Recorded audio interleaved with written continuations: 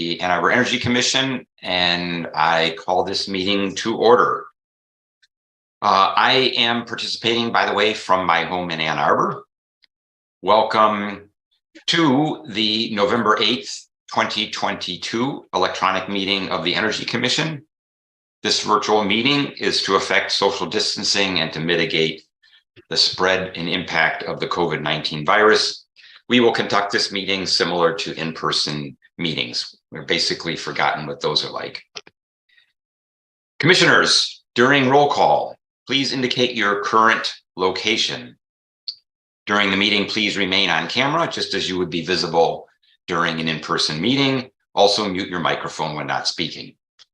Public comment will be via telephone only.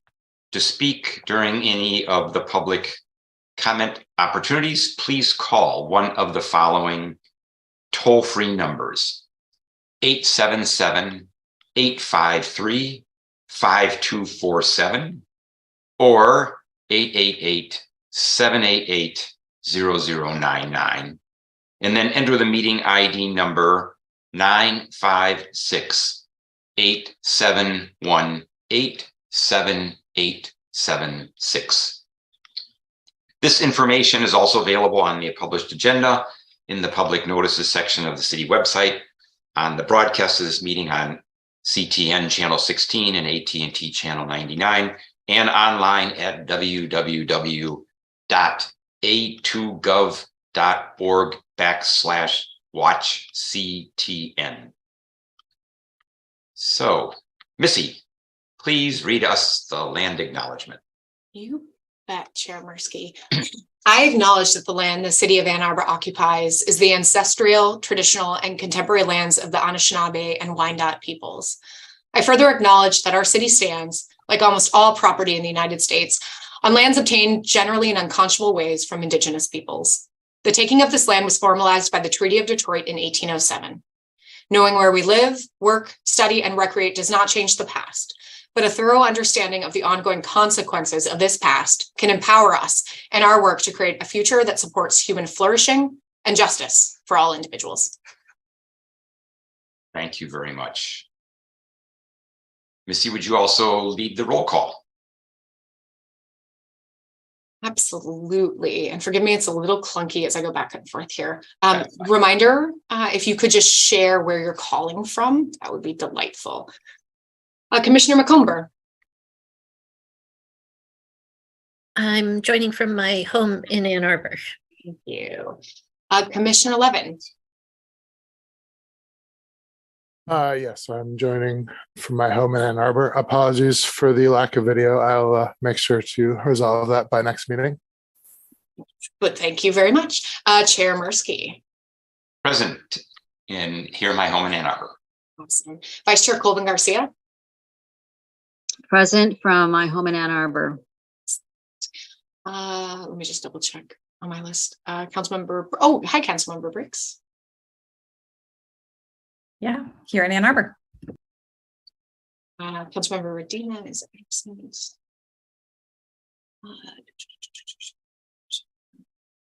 I want to say Councilmember Redina is excused. He wrote that he's unable to join us tonight because of the election issues. Yeah. Commissioner McCoy. Here and calling from campus in Ann Arbor. Commissioner Kerber.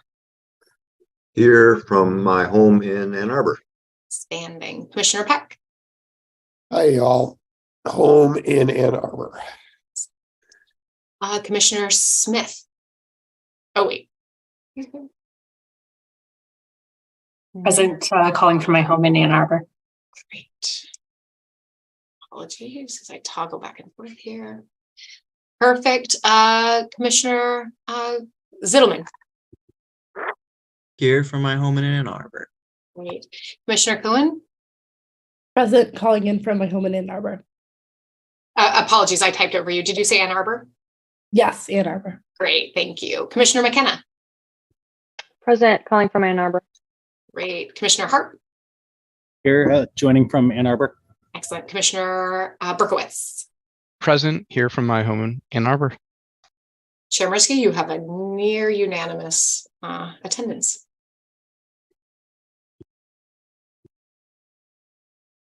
You're on mute, but I too Yes. am in awe. I was going to say excellent, and that's because we have such an interesting program tonight. So, speaking of program, we have an agenda. It's posted on Legistar. Can I get a motion to approve the agenda in a second, and then we'll open it up for any discussion or changes? So moved by Commissioner McCumber, second from Commissioner Colin Garcia. Any discussion, changes to the agenda? Seeing none. All those in favor of approving the agenda, please say aye and raise your hand. Aye. Anyone opposed?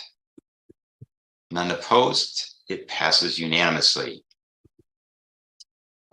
Next is approval of the minutes of the last meeting. Can I also get a motion to approve those in a second? So moved by Commissioner Calvin Garcia, second from Commissioner McCoy. Any discussion, any changes necessary? Very straightforward minutes this time. Seeing no indication that there is any changes necessary. All those in favor of approving the minutes, please raise your hand and say aye. Aye. Aye. Anyone opposed? None opposed.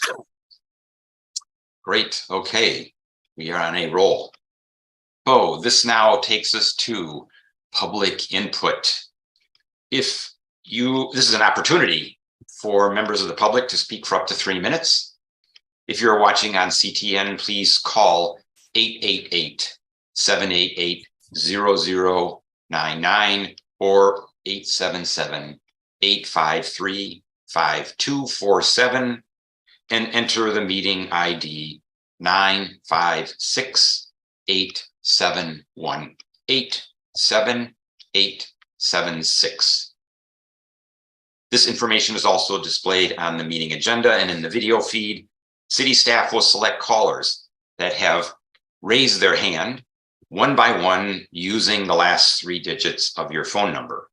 In order to electronically raise your hand to indicate your desire to speak, please press *9 on your phone. You will hear an automated announcement that the host is allowing you to speak. When speaking, please move to a quiet area and mute any background noise so that we may hear you clearly.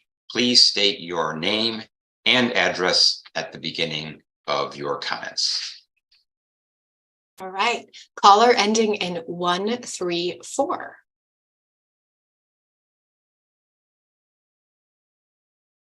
Thank you, Dr. Stultz and Chair Mirsky. Ken Garber, 28 Haverhill Court.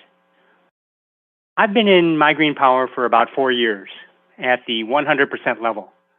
I get an impact report each month. DTE last month told me I'm doing great and said my year-to-date impact was equivalent to planting 20 trees or removing 1,700 pounds of CO2. This is false. Solar panels and wind turbines do not remove CO2 from the atmosphere. I wish they did, but they don't. What they do is add more generation. If DTE used that to replace fossil fuels, we'd be getting somewhere. But I don't see it. DTE is slowly retiring coal plants, but replacing them with natural gas.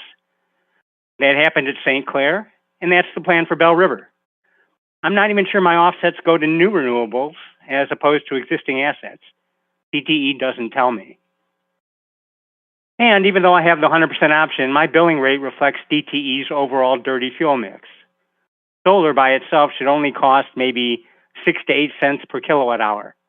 My 17 cents per kilowatt hour also pays the cost of DTE's fossil fuel power generation. If I'm right, all My Green Power customers, even at the 100% level like me, are still paying for coal and gas generation through the rate structure. Now about natural gas balance. The forestry component is suspect. Third-party offset verifiers have a conflict of interest because they're paid by companies selling the offsets. The verifier that DTE uses, American Carbon Registry, was exposed in August by muckraking TV comedian John Oliver for certifying forest preservation offsets for land that's under no threat of logging. As for renewable natural gas, in which landfill methane is diverted for burning in gas furnaces, that puts the same carbon into the atmosphere, but as CO2 rather than CH4. The EPA already requires large landfills to capture and control their methane emissions. So even if landfill methane displaces frac gas, there is little additionality. But let's assume these are quality offsets. Avoid them anyway. Consider that when we burn gas, we send a signal to the capital markets to make more fossil fuels. Offsets can't offset that. Only avoidance can. At this late stage in the climate crisis, every investment decision we make needs to be for renewables, electrification, and energy use reduction. Offsets ensure that capital keeps flowing to dirty energy. Offsets, in fact, are worse than nothing because they encourage inaction, and that leads to more emissions, not less. If DTE wants to help the climate, it should prevent new developments from connecting to its gas lines. But it does the opposite, of course. Natural gas balance is designed to protect DTE's gas business, not to phase it out, which is what's needed.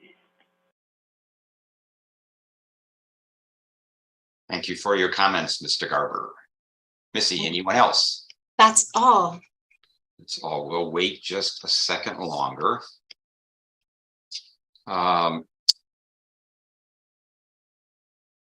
guess probably not worth waiting much longer because people had 3 minutes to get in line behind Mr. Garber. Yeah, there's no one else even in the room. Okay. Okay, yeah. Very good. Okay, so let's move on then. The next point of the agenda are updates from OSI and news from energy commissioners. So we'll start with news from OSI. Chair Mirsky, did I fail in the agenda to put this? Normally we do this at the end.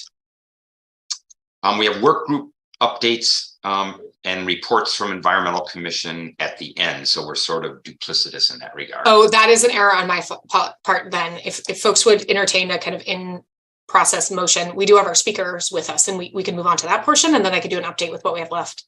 Why don't we do that? I think that's fair to our speakers so that they can enjoy the rest of their evenings. Okay, so we have 2 presentations from DTE, one about My Green Power and the other about their natural gas balance program. And I welcome them and appreciate their appearing. I wanted to just preface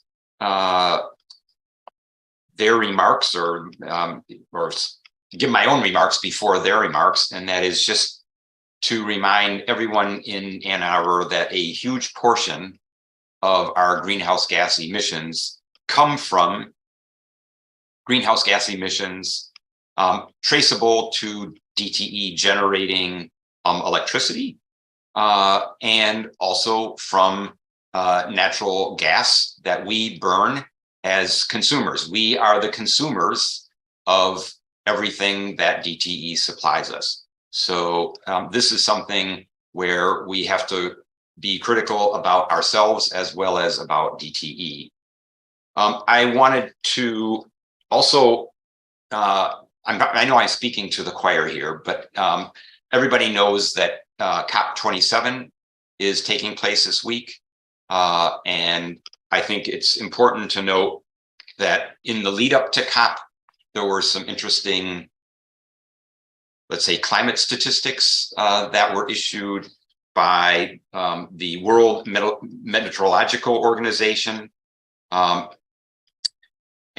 I'd just like to read off a couple of those recognitions or statistics that they pointed out. First of all, the planet, if you look at including this year, and we're most of the way through this year, so it's very likely that the planet has witnessed its 8 warmest years on record.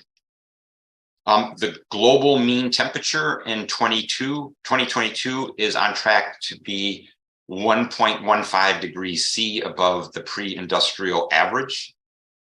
Ocean heat was at record levels in 2021, the latest year assessed. And the rate of sea level rise has doubled in the last 30 years. And then we're seeing glacial melts all over the world, but in particular in the European Alps, where in 2022, there were average losses of 3 to 4 meters in their glaciers.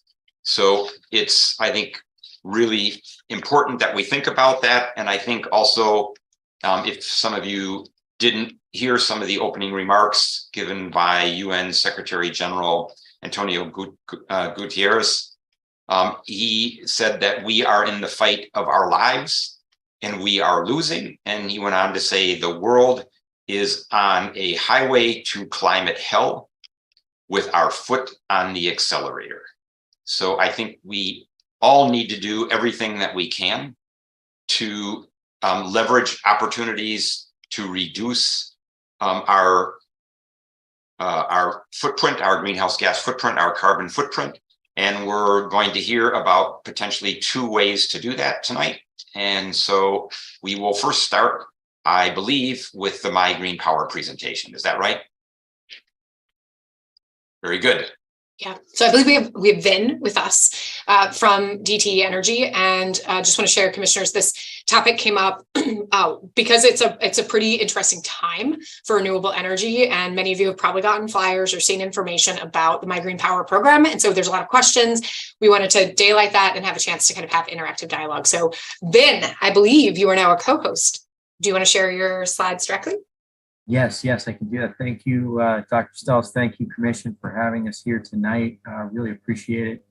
And look, this is, you can tell it's an important issue for the world by your comments around the UN, for the caller who called in. I mean, this is important to all of us, not just that we do it, but how we do it.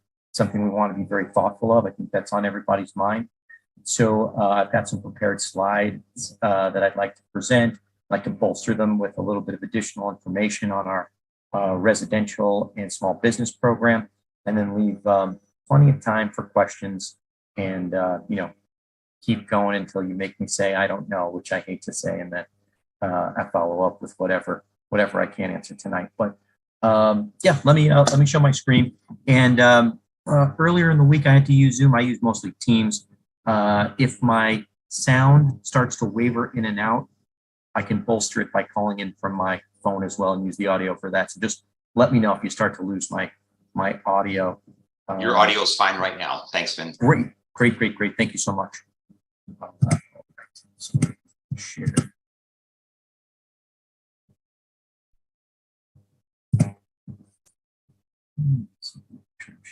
There we are.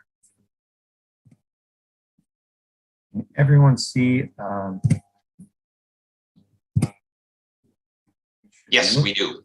If you can put it in slideshow, that'd be great. Yep, it's now there. So thanks. Jump down to the first substantive slide, because everyone here knows, you know who you are already. You don't need me to tell you. So yeah, without reading every bullet here, DTE services 2.2 million electric customers in our service territory. And the point of this is not to say that DTE is a big company. I'm sure you know that DTE is a big public Fortune 500 company with all the goods and all the bads that come with that. But the point of this is, to DTE's perspective, it's important that we touch these folks. We touch 2.2 million electrical customers, and that's a responsibility. And we get that, and we see that. So what does that translate into? DTE has articulated a plan to get to net zero by 2050. And this is actually interesting. This comes at a very interesting time.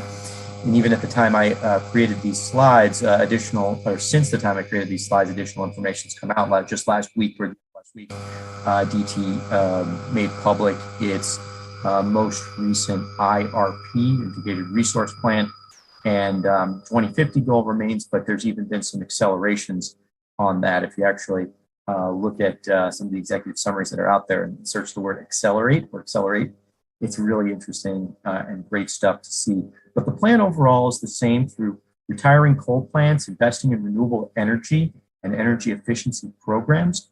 We're working our way very methodically towards a net zero goal. We already talked about the commission, and the commission's already teed this slide up, talking about electricity, the emissions associated with electricity that's generated on your behalf. So that's very much true. And My Green Power was meant to be a solution to help to begin to address Scope 2 emissions, those emissions associated with purchased electricity. The program is voluntary, right? And so in addition to the 15% RPS, folks that want to attribute a greater degree of their energy consumption to green sources, to renewable energy, they have to raise their hand. And we try to keep the program as simple as possible. We have the advantage of already having a relationship with all of our electrical customers. And so adding something to the relationship can be easy, and that can take two different forms, whether we're talking about the small or large business program, which I can get into in a minute. And, just kind of talking about the large program for a moment. So the distinction, large program versus small program. I've gotten some feedback that I do spend the most of my time currently talking to large customers, but have a fair amount of experience talking with our residential and small business program as well. In the current form of the program, the enrollment breakpoint between the large and small program is 2,500 megawatt hours. So it's a fairly large customer that it takes to enroll for and qualify for the large program. Now, the main difference on a high level between the large program and the small program is that the large program has a contract associated with it and a minimum enrollment. Also, due to availability, capacity constraints, currently, if you were to sign up for the large customer program, you would begin receiving that energy or being able to attribute that energy starting in 2026, soon to be 2027. By the end of this year, we'll be getting into 2027 start dates. For the small program, there is no contract required, and you can start and leave the program whenever you want. Although I should add, because of the popularity of the program, capacity is starting to be a constraint there as well. So, but that's a good thing in the sense that, if we were having trouble selling out the program, it would slow our builds, whereas, there's nothing that puts more pressure on our renewable energy development team to build more or to find the option to build more than to continuously sell out year after year into the build plan. So that's a good thing. For the large program, I did mention that there's a contract associated with it, and flexibility, we try to make the name of the game. It's customizable in the sense that you can adopt the program in 5% increments. And so that's 5% up to 85% you can join. So anywhere from 5% to 85% in 5% increments. Your contract term could be 5, 10, 15, or 20 years. It's originally 5, 10, or 20, but we added 15 just seemed like, going by fives is a theme here for flexibility, but just adding as many options as possible for folks. Different people make their decision based on different factors. No upfront capital, right? It just becomes a monthly either credit or cost, depending on energy markets. And I'm going to come to that. I know that how these things are priced and energy credits versus your standard energy is something that's a keen focus here. And believe me, I will get to that in just a couple of slides. I want to talk a little bit more about the structure of the programs. So what are we doing? I mean, on a high level, it's probably obvious. We're building large-scale wind and solar projects inside the state of Michigan. So that's important. We're focused on building and creating, clean energy jobs within Michigan. And that goes everywhere. And that's not just within DTE service territories. We're in the thumb. We're in the UP. We're way up by Traverse City. We're in Shiawassee County. So all over Michigan, but inside the state of Michigan.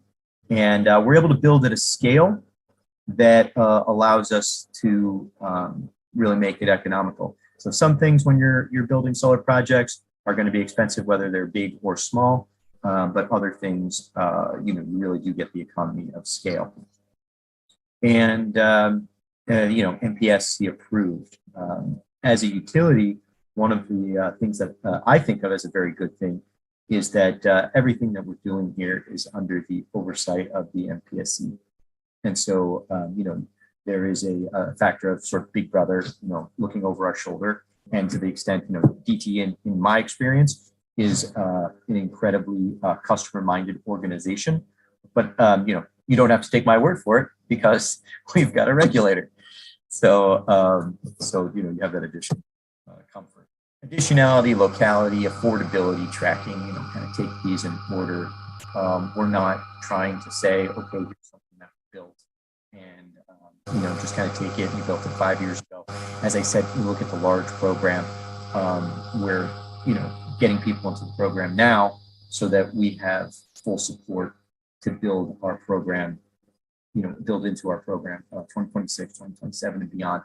I actually started this year selling 2024, and as of Q2 2024 and 2025 sold out. That's not directly pertinent to the slide, but I keep talking about these start date years and capacity, and that's a point that I'm going to keep hitting throughout the presentation because there has been such overwhelming demand, which is great, which is really, really great. And I hope it really gets us to keep doing what we're doing. Locality, right? This is this concept that you're consuming inside the state of Michigan. So isn't it great to be associated with renewable resources that are being built in the state of Michigan? Affordability, this kind of comes back to my point about the scale, building and scale. I think that there's also a lot of things that have been done. If you look at the changes between former Rider 17 and Rider 19, the tariffs that drive this program being restructured into the new Rider 17, and just the way that's continued to help lower prices. There's some folks in this room who are key contributors, thought leaders in how we go about doing that, and a lot of folks, DTE, a lot of folks within our territory and beyond, and the MPSC have all kind of put together thoughts on how we can get this as inexpensive as possible for the customers. So again, I think customers benefiting from us being a regulated utility. And then tracking. You get these RECs, these renewable energy certificates are created for every 1 megawatt hour of energy that's produced by a renewable resource. A REC is produced, is created, and that's got a serial number, it's trackable. And Michigan's got the MI, the My RECs system. So that's a digital software that is, that's the mandated software that's used inside the state of Michigan. And the good thing about that is, again, this is under the oversight of the MPSC. We create the energy is generated, the RECs are created, they're tracked in that system, and retired on behalf of our customers at the end of the year. So it's fully auditable. So we're not going and selling the same megawatt of energy to two different customers. But it's also, from an administrative burden perspective, it's another good thing about our program, where it's just another thing where, an individual is probably not looking to track their own RECs. If they even produce one, REC a year, I think that large companies, they could potentially become an administrative burden.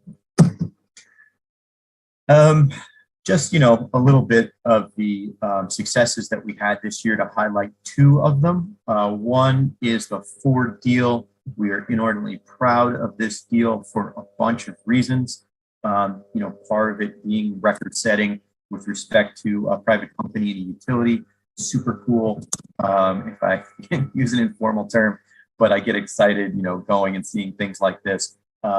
This deal between Ford and DTE will have us at 650 megawatts of solar energy. Just to give you a sense, a large solar park that we're building in Michigan is in the neighborhood of 200, maybe 200 plus megawatts. So this is probably 3 or 4 large solar parks. So I think that that's super exciting, and you probably hear us talk about it for a little while. Hopefully, hopefully, and I don't think this will be the only thing we're talking about because we have a lot of really interesting things going, but a super big deal and it's just really cool. The Ann Arbor Public Schools enrollment, I was personally very closely involved with this one as well. And I think it's great. I think, if you look at the ability to help the school district meet its goals in an economic manner, I think that My Green Power, in my personal opinion, was an unrivaled choice. I think it's going to turn out to be better and better for AAPS over time, and really happy to be able to speak to this one. 31 schools involved in that buildings. That is. This is the slide I like to say almost speaks for itself because, and I say that because although it's obvious what it is, a logo slide, I'm always going to talk to this because there's a lot of great stuff here. And yes, this is a series of big companies that are in the program, but a lot of these folks have offices locally, right? There's folks on the line and constituents who work for these companies and institutions and health institutions, right? With Trinity being just east and Washtenaw being right there, and Link having, I think, a test track in Northwest Washtenaw County. And, these folks are just all around you and inside the city of Ann Arbor in some cases as well. They have big block M there on the top right. So just some folks, some names you know.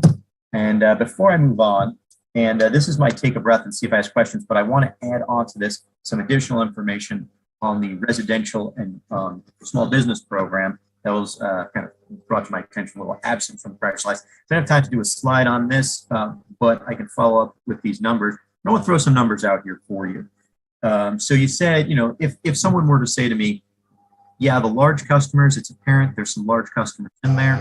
We get it, but what about the small customer adoption? So if we look at the small program, this is folks that are under 2,500 megawatt hours in an enrollment. That's going to be two main types. It's going to be individuals, so homeowners like myself, I'm in the program, or business owner. And that can be someone like that owns a restaurant or wants, small business. Okay, so I'll take those separately. Small business coming into the year as of the end of 2021 is approximately 46,000 customers in the program. Through the end of October this year alone, we added 26,000 to that. So you could say by the end of October, it was around 72,000 customers in the program. Now, the interesting thing that we've seen this year, and you could kind of do the math, if you think, it took us, let's say, 3 or so years to get to 46,000, and then on pace to add another 30 something or 40,000 this year alone. The obvious conclusion there is that it's picking up speed. It's almost, going parabolic in the sense of how quickly people are starting to join the program. Another point, small business. So the second point I wanted to make was around small business. Coming into the year, there's approximately 460 small businesses in the program. We've added another 300 through the end of October. There's also a designated sales consultant who works specifically with small business. In the past, it was part of the job of folks like myself who covered large and small, but it's become something that we've dedicated and pointed someone at specifically. So just to repeat those numbers, I can tell people were writing down. So came into the year with residential 46,000, 26,000 were enrolled additionally through the end of October, bringing to a total of 72,000. And you know what? I can follow up and I can send these over. Small business came into the year at 460, another 300 added through October for a total of 760. So the program's growing. There's, if anything, growing and accelerating adoption on the small business and residential side. I see there is a question, and this is my stop and take a breath slide. So unless I'm breaking protocol by taking questions in the middle, I'd like to open it up. Go ahead, Commissioner McCumber. Thank you. So I'm wondering what percentage of DTE's customers participate in Michigan Green Power? Because as I understand the project approved by MPSC, DTE doesn't have any requirements to actually invest in new renewable energy until they meet 75% of customers participating in the program, and that essentially DTE doesn't have any requirement to invest in new programs until they meet that number? Sure. Let me try to answer that as best I can, because I may not have those exact numbers right in front of me. So by total usage, total customer usage, total eligible customer usage, I believe it's around 9% in terms of the enrollment in the program. I believe, please don't quote me, I can follow up with that number. That's shooting from the hip. But the second part is more interesting to me. If you do look at our IRP, and I myself haven't really had enough chance to really sit with it and fully understand all the sort of things that have changed since our last one, DTE has filed a plan to continue to build year over year over year. And it's hundreds of megawatts of renewables that are already part of the plan. So if you're talking about a forcing function that causes us to build even more on top of that, that's possible. That's a possible, Commissioner. But no, I assure you that a large part of DTE's plan is to grow renewables as part of the generation mix over time. And it's pretty explicitly laid out there in the IRP, for sure. There are two. I'll take Dr. Stoltz first, please. I think Commissioner McKenna was before me. Oh, I apologize. Commissioner McKenna, please. Thank you. Hi, Van. Thanks for sharing your work with us. It's great to have you here, and I'm looking forward to a great discussion. My question to you is about cost to the consumer and basically the overall business model of this program. So I'm reading that, please correct me, I'm not super familiar with the pricing. I'm not currently on the program, but I'm reading that the cost to consumers is about 3 cents per kilowatt hour. Is that correct? Currently, for the residential program is very, very, very close to zero. Okay. And I believe is actually a very small credit currently in the favor of the customer. Okay. Okay. And, great. Sorry, please go ahead. Oh, if you had more, I'd love to hear it. Yes, it's actually my next slide. So it's okay. You've set me up perfectly. Thank you, Commissioner. I have just one follow-up here as well. You mentioned recs are retired, and I think your point was that you know, you're not kind of double counting or double selling, which is clearly important. But I wanted to ask a little bit more clarification on the RECs market in Michigan. And it's my understanding that the way RECs work is that there's a requirement for utilities to have a certain proportion of their generation provided by renewables, and therefore there's a RECs market that has a value for each kilowatt hour created of renewable energy.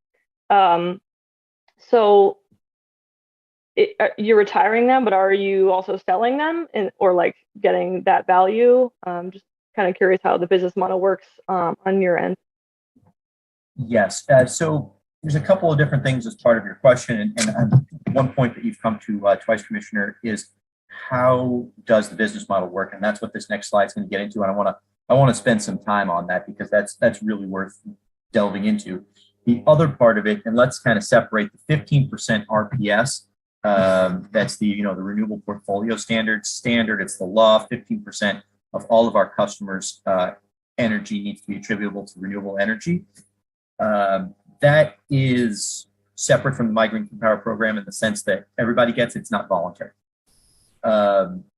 There may be a portion of meeting that obligation that comes from RECs, and that's something I would be less privy to on sort of day to day as to how we're getting there, generation versus RECs, et cetera.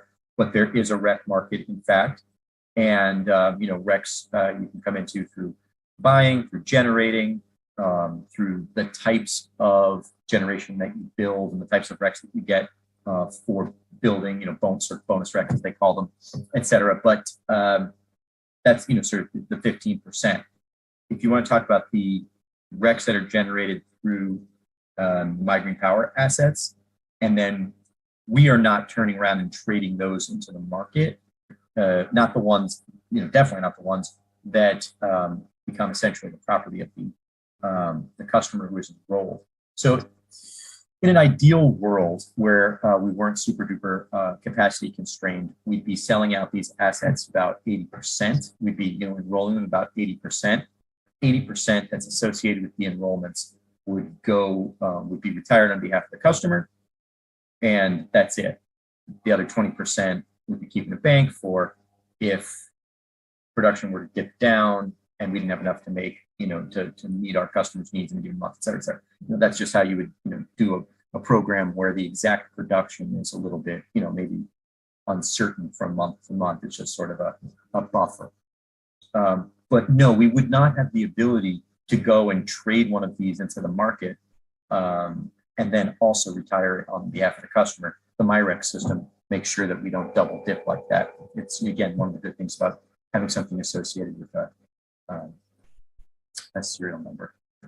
And I will come back to answer your question about how the credits work in the marketplace, but have I answered at least the rest of your question?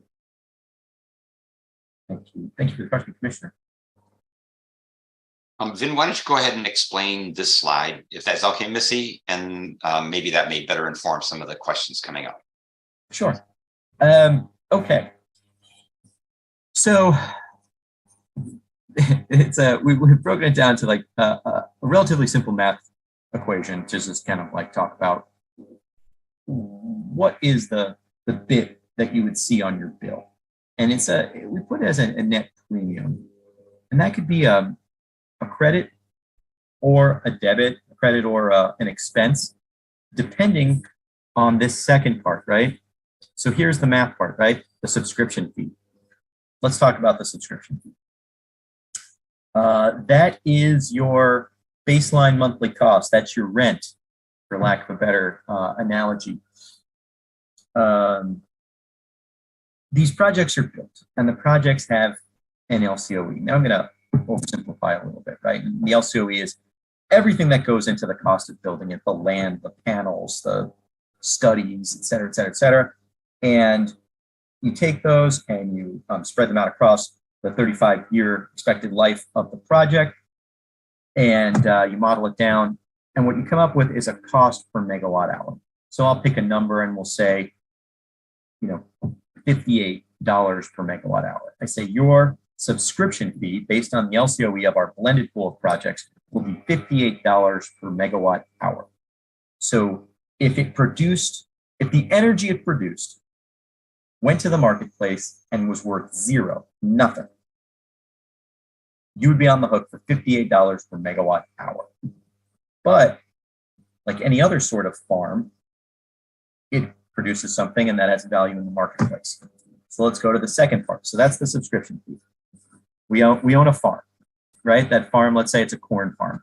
I like to just kind of, let's just shift it, right? Because this is not as intimidating as that sounds.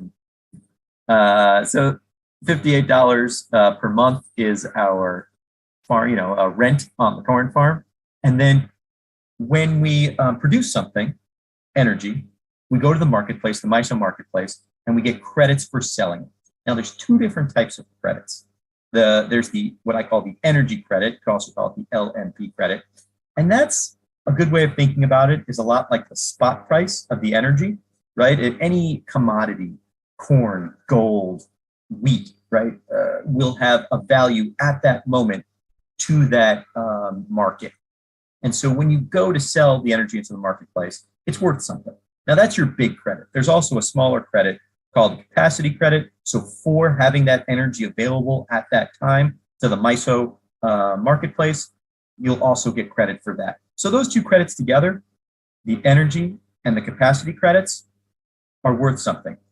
Now there's basically two scenarios. They'll either be worth more than the $58 per megawatt hour that you're on the hook for, or they'll be worth less. If they're worth less, then you owe the difference. If they're worth more, then you get a credit. Now we're in interesting times now, sort of. I think I want to come back, and so I did that fast. I want to give people time to digest that and ask me some questions about that if they like. But we're in interesting times now, and this is sort of what is on everybody's mind, because people seem to know that right now the credits are exceeding the subscription fee. So if the subscription fee is, pick a number, $58 dollars per megawatt hour, let's pick a number and say the credits together are $59, $60 a megawatt hour, which in this made up numbers scenario, folks would be making $1 to $2 per megawatt hour. So you'd see it. So on your bill, I said the breakpoint for the large customer program is 2,500 megawatt hours. So if you have a 2,500 megawatt hour enrollment on your bill, there would be a line that said there'd be 3 additional lines for being in the program. Line 1, subscription fee, 2,500 megawatt hours times $58 per megawatt hour. Sales guy, please don't make me do that math. It's my own problem, but whatever that is. And then credit, we'll do the credits together. It's 2 separate lines, the energy and the capacity, but let's just do it together to make it easy. 2,500 megawatt hours at $59 megawatt hour. And if you tear that out, you'll get basically the $1 difference times 2,500 megawatt hours. And even I can do that math. You'd have made $2,500 as a credit against the other items on your bill. So, partial offset of your DTE bill in that instance. And that's kind of where we are these days. I have the first bullet pertains to the large customer program. And the interesting thing to me about this is not that just that it's in a credit currently, but we didn't forecast it to be in a credit. DTE takes a fairly conservative, typically in my observation, in my experience, has taken a fairly conservative forecasting approach.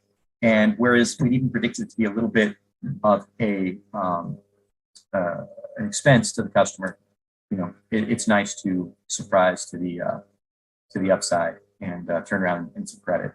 So that's the large customer program, and then the small customer programs and the credit as well that we talked about earlier.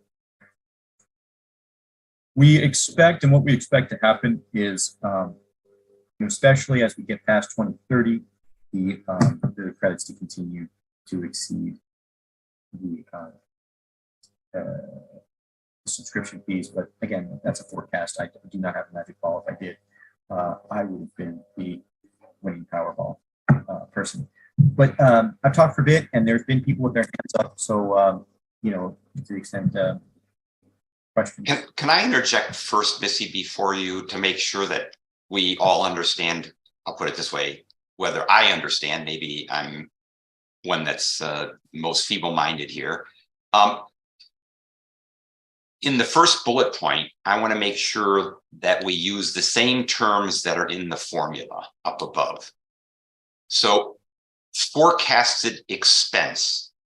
What is forecasted expense in the terms up above? Does that mean the third element, credit, was estimated to be a loss?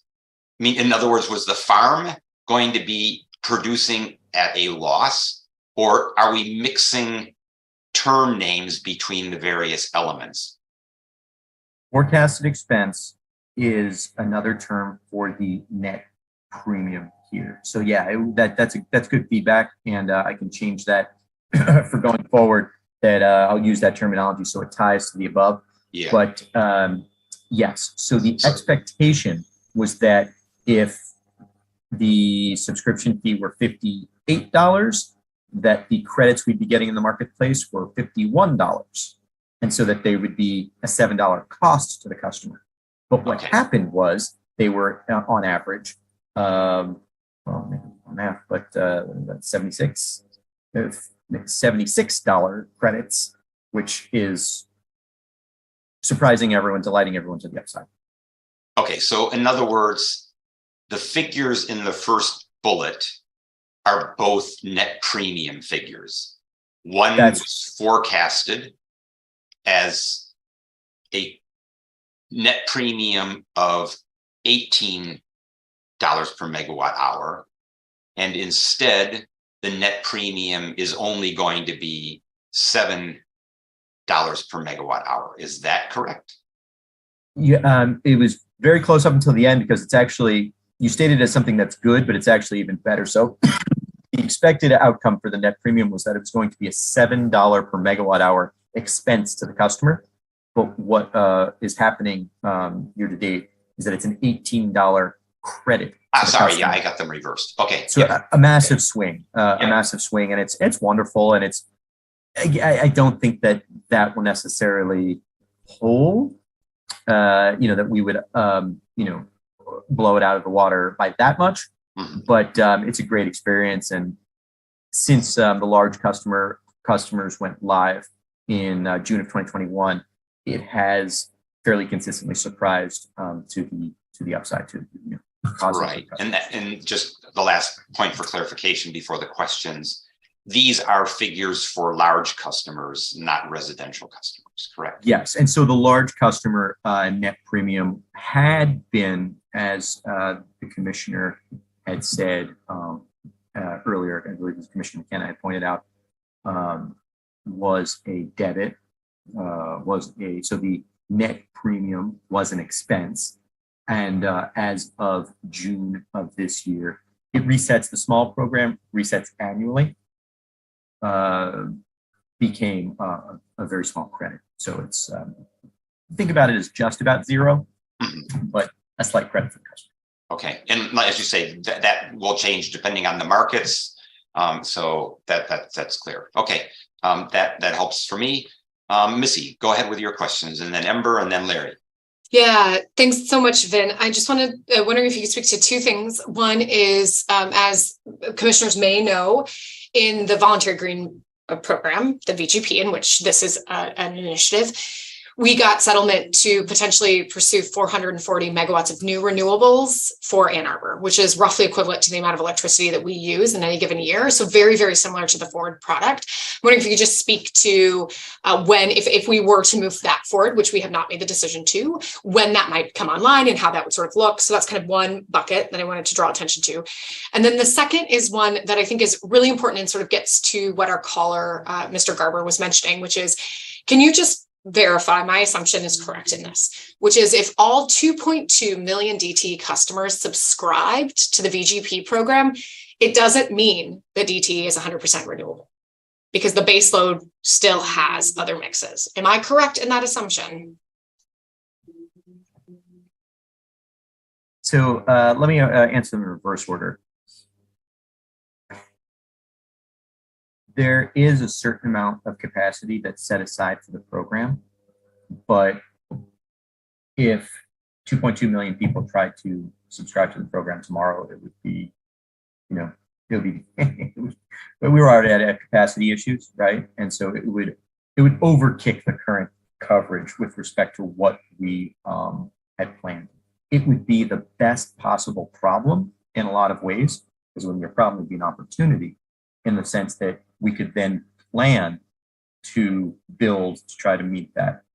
What would happen to, your point, the baseload generation, et cetera. I think we all are familiar that DTE has recently built a brand shiny new, natural gas generation facility in Blue Water, right? So there are other things in the mix, and yeah, even I would love to see what happens, though. Is I guess my answer is I would love to see what happened if 2.2 million signed up for the program. But yeah, right now we're in the 70,000 range. So I first one to get me to say I don't know. I don't know exactly what would happen, but I think. And I'm sorry to throw you under the bus on that. That it fundamentally is a question about additionality, and I think that's what I was trying to get at: is how much addition. It's not a 1-for-1, and that's important for the commission. Is we want to get to a 1-for-1 replacement, hence why the city keeps intervening to create new projects that get us there. So just wanted to sort of name that broadly. No, that's great. And yeah, and if you look at the IRP, one of the things that I mentioned in my preamble was this concept of acceleration. And I think that DTE's plan and desire to have renewables be a greater part is working, in the sense that if you compare the last IRP to this IRP, things like what I have been saying for the last couple of years is step one, one of the big milestones is by 2040 we'll be at 80%. Well, if you look at the new IRP, by 2040 we'll be at 90% net reduction from our initial base mark, which I believe their baseline was DTE's baseline was 2005. So seeing those move in the right direction, coal retirements get accelerated, things like that, I'd say it's moving. Does it, so it's kind of a bit spasmodic.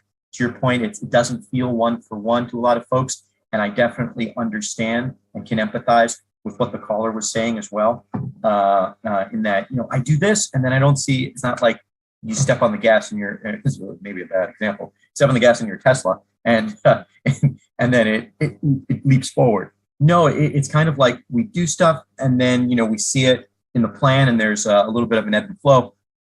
But I would say that it's working to the extent that gives you peace of mind. The other question that you had about the 440 megawatt project, would love to to explore that and really kind of dig into how soon. I'd say similarly sized projects that we're talking about now, probably 2027. Don't quote me, but just to give a sense. My response, to the extent you're giving me an opportunity to say this, and I'd say for things like that, there's such interesting demand from large customers right now that definitely let's continue to talk and move that forward. Because I want to make sure that you have a place, you keep your place in line for sure. Because those dates just keep seeming to move back. I have a question for clarification, Missy. Would the city, in effect, be an aggregator in that regard, and that would aggregate the demand of Ann Arbor customers and would go essentially? Is that what you mean by this 440 megawatts? Yeah, it's what we proposed was if we were to do effectively a REC purchase, we would want to do new renewables in Michigan. And so we put that in the VGP, knowing the long lead time, as a project that was approved by the Public Service Commission. So we could execute on it if we wanted to. So it's available to us. Yeah, John, we would be buying for everyone in the community. Okay, great. Vin, could you provide us after the meeting the caps?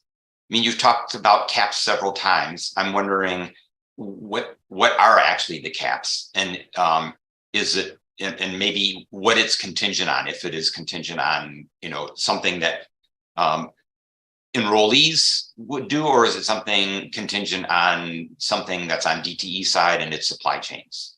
Is that something you could provide us after the meeting? Is that the available enrollments, meaning like, let me follow up on that on my side and get a sense of okay, I will get you something in response. Yeah, because otherwise it's not very transparent what's limiting. If we and others were really increase the demand, is that increased demand going to run into caps, and therefore the demand is really not going to be something that's going to be automatically met within a certain time frame by increased supply?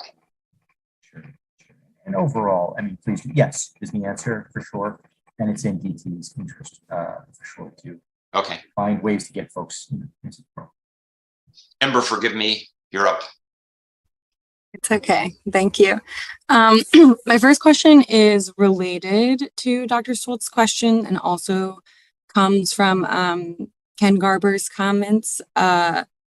I'm not a math person, so perhaps I was not following the rate structure combo exactly. So I just wanted to ask explicitly, are customers who are enrolled in Michigan Green Power, even at 100% levels, still paying for coal and gas generation through this rate structure? That was something that I believe Ken asked. And then my second set of questions was around the goal for that, like the statement that by 2050, the net zero carbon emissions in DTE's electric and gas businesses or would be net zero carbon emissions. So my first question there is, how is the measurement of that goal accounting for methane loss via leak in transport? And if it isn't, why isn't it? And my second question is, by 2050, what percentage of electricity generation from DTE will actually still be from coal and natural gas. And I mean, I ask that because I want to make sure that we're not obscuring the actual impact of, you know, DTE's electricity use and our use as customers, you know, particularly because we know that low-income communities and communities of color are facing the highest burden from coal and natural gas. So I would like to know what the actual percentages will be by 2050 as of right now. Thanks. Sure. So off the top of my head, what I can tell you is that coal production as part of our generation mix by 2050 will be zero. And I can't remember, I haven't actually spent enough time with the new IRP to tell you the specifics of what's the last year that a coal generated plant will be 2035. Is that, thank you. Thank you for that. And the other question is going to get a little bit of a similar answer. And that's, you know, backing up, I think it was your second question, was what will be the specific percentages? That's public record, and that is in the IRP, and there's a 5 to 10 page really nice executive summary available online, which I can follow up and send that to the group. And it's got some interactive things involved, and it will fully answer anything about what the projected percentages are going to be. I just don't have the numbers in front of me right now, so I apologize. That's a little bit of a cop-out. The information is available, and I have a feeling that someone might be looking at it right now, but I don't have it in front of me to tell you the exact percentage in 2035. I'll send it out to the commission in just a minute, Commissioner McCoy, so we have that at our fingertips. Ember, did you get your first question answered? Oh, and then backing up, the first question was relation, I believe it was in relation to Ken Garber's question on the phone about paying for the generation mix. Is that fair, or do you want to restate it for the group? No, that's correct. I mean, I was about asking, like, even if the rate structure for My Green Power, even when we're 100% as a customer, if we're still paying for coal and gas generation through that rate structure. I think it's a little bit of a confusing way to describe it. And so what I'll say is that the way that this is structured in terms of how you pay for it is, you can imagine basically your bill stays the same and they add these 3 lines that I talked about. And so if you look at your bill, you could say, I'm paying for everything that I was, plus or minus the My Green Power. I think that for a lot of the other reasons that I talked about, your generation can be linked directly, at least for the 85% enrolled in My Green Power, can be linked directly to these assets that are associated with the program, the other 15% associated with RPS generation. So there's 2 different ways of looking at it. I mean, there is a practical component of needing to be able to set this up on your bill. And, you know, it's a poles and wires infrastructure, and there's sort of all that stuff. So I wouldn't phrase the way, you know, it was positioned there, but in the sense that, yes, My Green Power is, you know, these 3 additional lines on your existing bill. Yes, yes to that. Did I answer all your questions satisfactorily? Because I'm happy to go back into any of those if you think I have answered too much. Then may I follow up on that? DT earns a guaranteed rate of return based on its capital assets, correct? That is my understanding, yes. Right. So if an asset is not past its useful life, then it's still earning a rate of return on those assets, even if they're fossil fuel. And that rate of return is being distributed or paid for, let's say, by DTE's customers. And so I guess maybe another way of asking Ember and Ken's question is, if indeed DTE is earning rate of return, and that rate of return is being paid for by DTE customers, and part of that, those capital assets are fossil fuel assets, then are we not paying for those fossil fuel generating assets? I see the question. And I see your point. Yeah. And I kind of go back to my earlier answer in the sense that the way we've structured the program, this is an add-on to the existing bill. So, I mean, if you break it down and, you know, talk about utility accounting, I'm sure you can find a way to talk to that. But what I think the focus is really ought to be in my answer, and this kind of goes back to the sort of thing about, you know, you step on the gas and there's a little bit more of an ebb and a flow. Looking at the difference, I would point again to the new IRP. I think that there's proof there that GTE's plan is working. It's accelerating, you know, coal plant retirements and accelerating, you know, the path to net zero.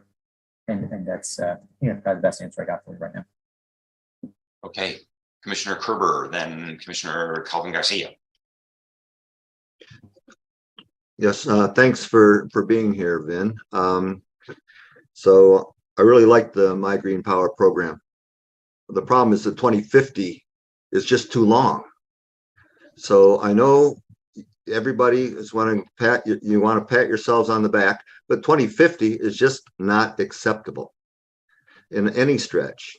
So I'm going to come back and just take one sentence you put on one of your slides. It said affordability, less expensive than on-site owner-owned generation. I would challenge that is not defensible. What you're saying is all the people that are doing their own solar don't get a financial return. I can tell you that is unequivocally false. No question. I'd like to see your calculations that justify that statement. Right now, if you look at this program in this slide you have up there, somebody on My Green Power is still paying 17 to 18 cents per kilowatt hour. They haven't saved anything. They're basically just going green, which is fine. I'm totally in support of that. But that does not make it more affordable than going green using your own energy. So, you know, just tell me how do you make this claim that it's more affordable than what gives you a payback in 7 or 8 years? How do you make that comment? I just don't understand it. Thank you for that, and thank you for the question. And look, we got to be able to answer the hard questions and justify what we have on the screen. So I appreciate you holding me accountable here, Commissioner. So thank you for that. Let me just take it. So the line down there does refer to the large customer program. The 18 that you pointed to is actually a credit, but even taking the small customer program, because I think that, you know, if you're talking about an individual putting solar panels on the roof, and I never want to speak poorly of putting solar panels on the roof. And if anything, I did say came across as negative on that. That was not my intention, because I think it's great that people are getting out there and doing something. And I've definitely had enough conversations with folks to know that some people, it is their strong preference to do that. And, you know, putting the economic issue even to the side for 1 second, I'm going to come back to it, because I know that's the part of your question. If someone says that they want something that they can point to and touch and, you know, and have that on their roof, and it's, frankly, it's a great advertisement for going green. Personally, I'm a big supporter of that, you know, because I'm a believer in this stuff. And so, yes, that's great.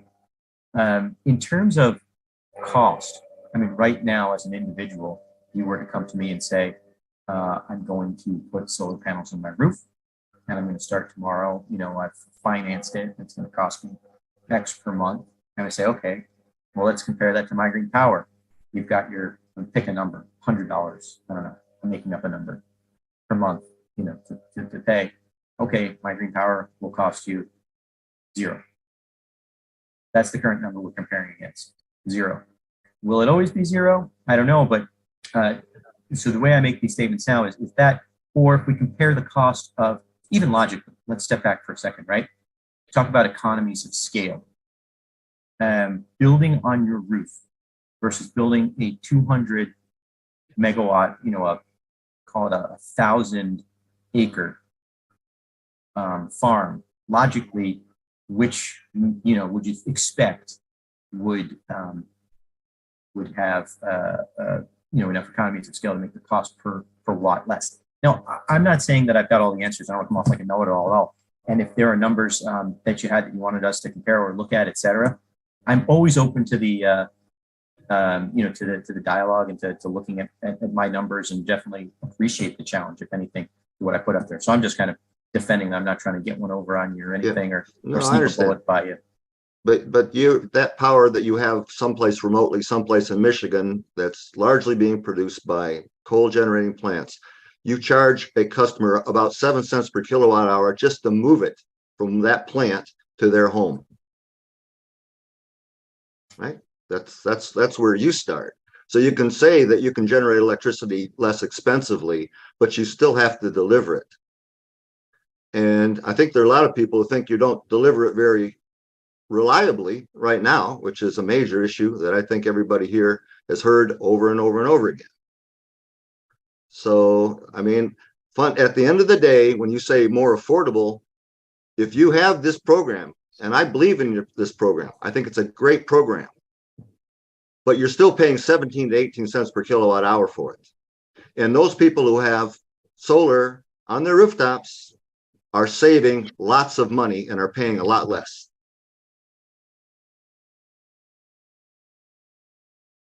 So to me, that's affordability. So I'm not going to belabor this use of that word, but I think you should probably rethink whether you want to have that on your slide, because I just don't think it's an accurate statement. Thank you. Thank you. Appreciate the feedback. Thank you. Commissioner Calvin Garcia.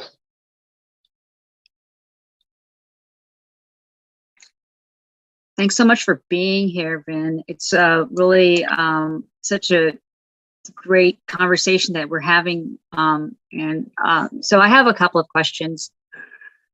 One of the earlier slides, you had a statement about the tax benefits to local communities. And I just was curious if you could just embellish about that to explain what those tax benefits are.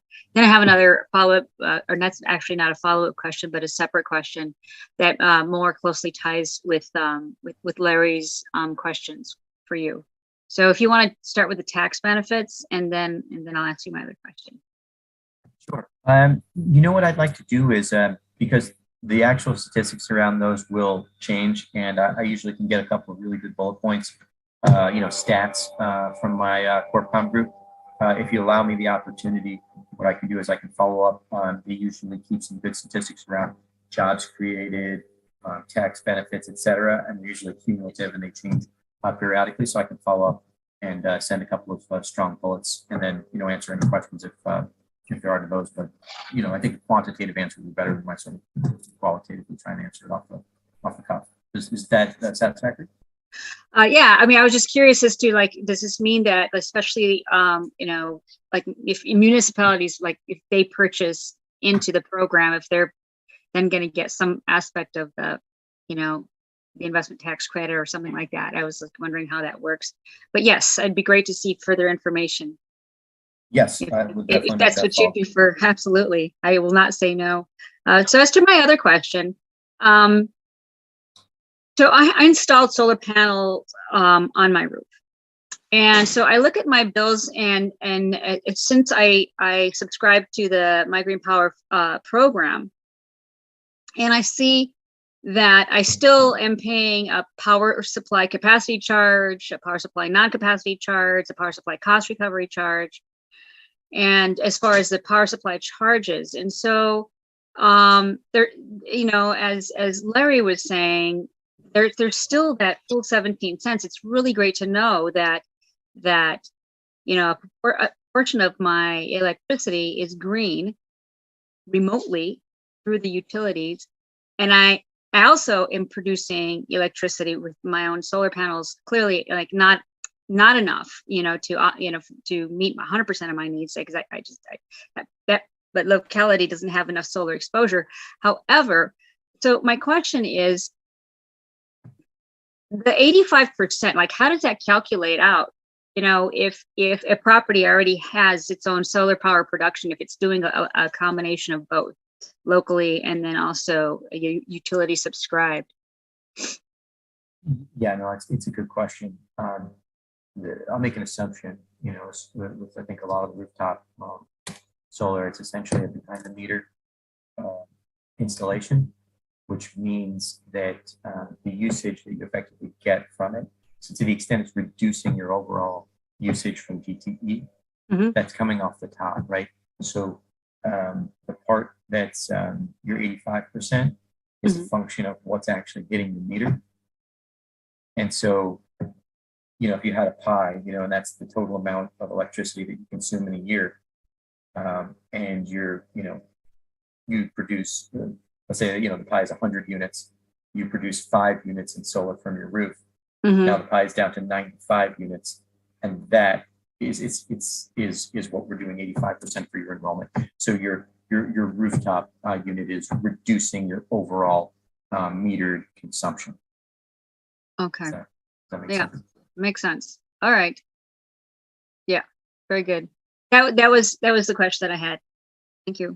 Sure.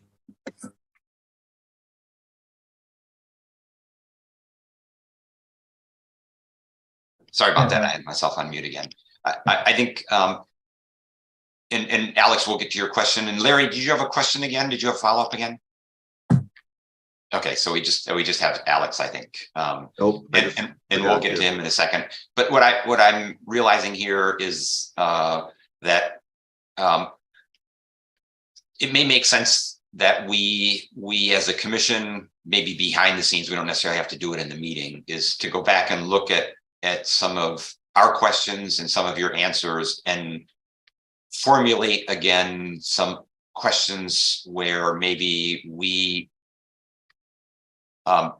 provide those questions to DTE, and DTE decides who's the right person to answer some of these questions and some of the baseload kind of questions and some of the other kinds of things that we're getting at that are not really specifically related to My Green Power, but what's sort of going on with big picture and how a customer is still seeing maybe a part of that in the bill. So we really appreciate you doing the best you can to tackle those, but it may be something that a follow-up meeting may make sense, and we'll circle back through Missy if that's indeed the case.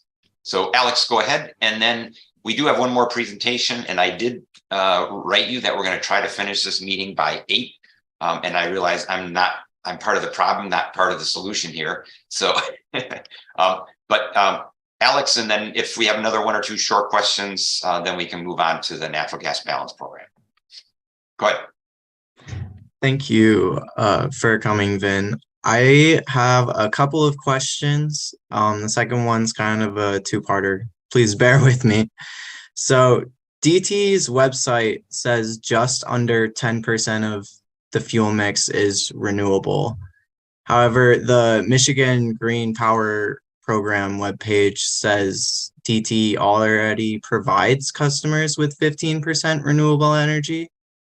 And my understanding is that DTE is required by state law to have renewable generation capacity of 15%, but are existing renewable facilities actually running at full capacity? And then I can just state the other questions. And okay.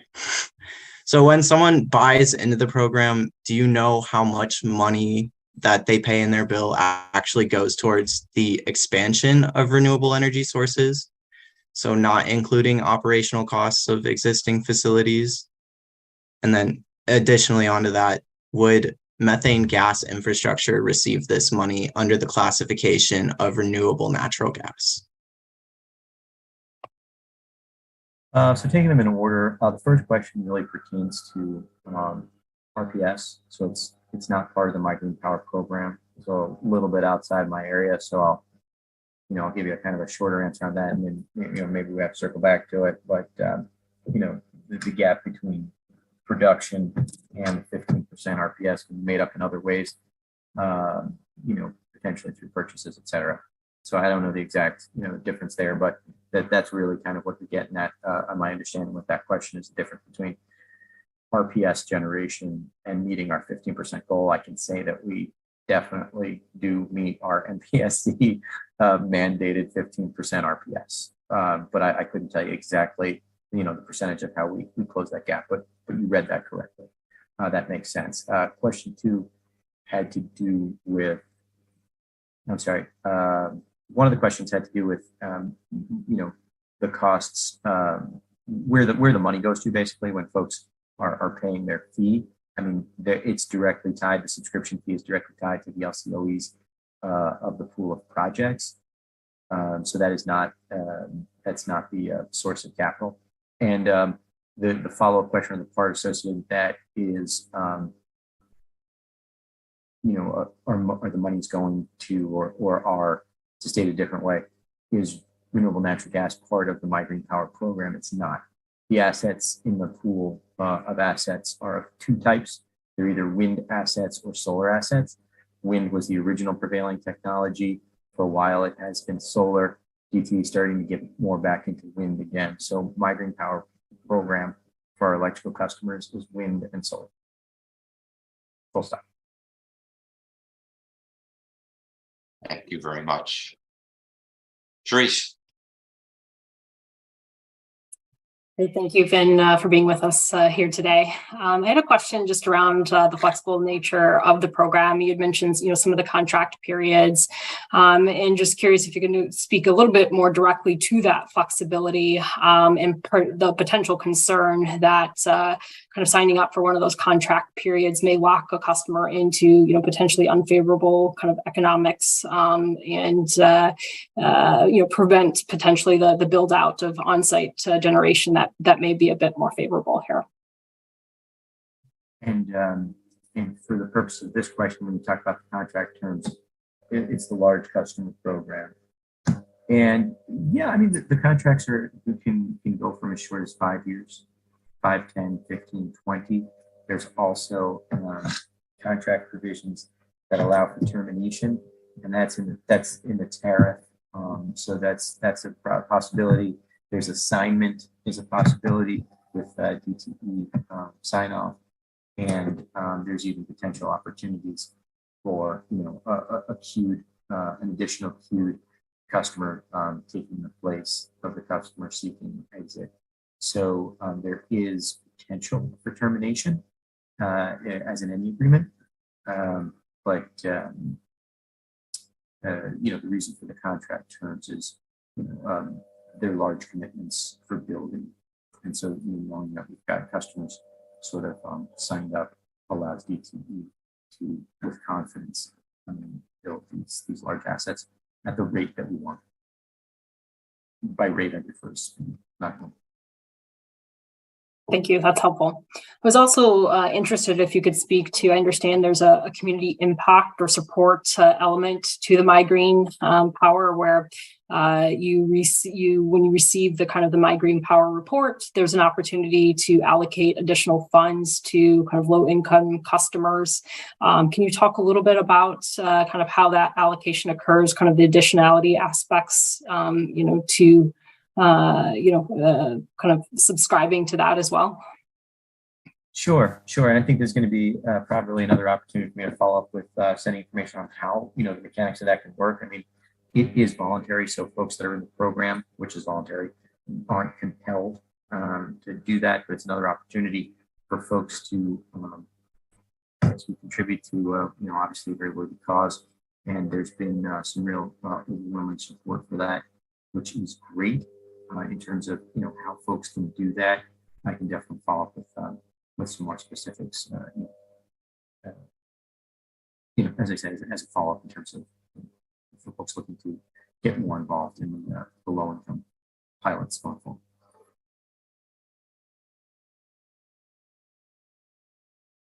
Okay, I think it's appropriate to move on. Commissioners, if there's something that you recognize that you would like a line of inquiry to be pursued, you can submit those to me. As I said, maybe there's some other things, thinking back on this, where we might want to have another person or Vin with someone else come back at some point in time.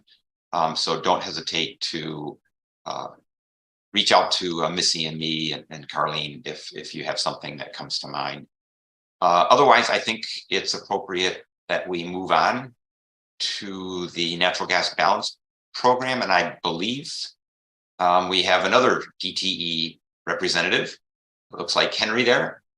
Yeah, we have HJ who's going to join us. And I want to apologize, commissioners. I'm going to be signing off in about 10 minutes to go do some election work. So Joe is going to take over for us.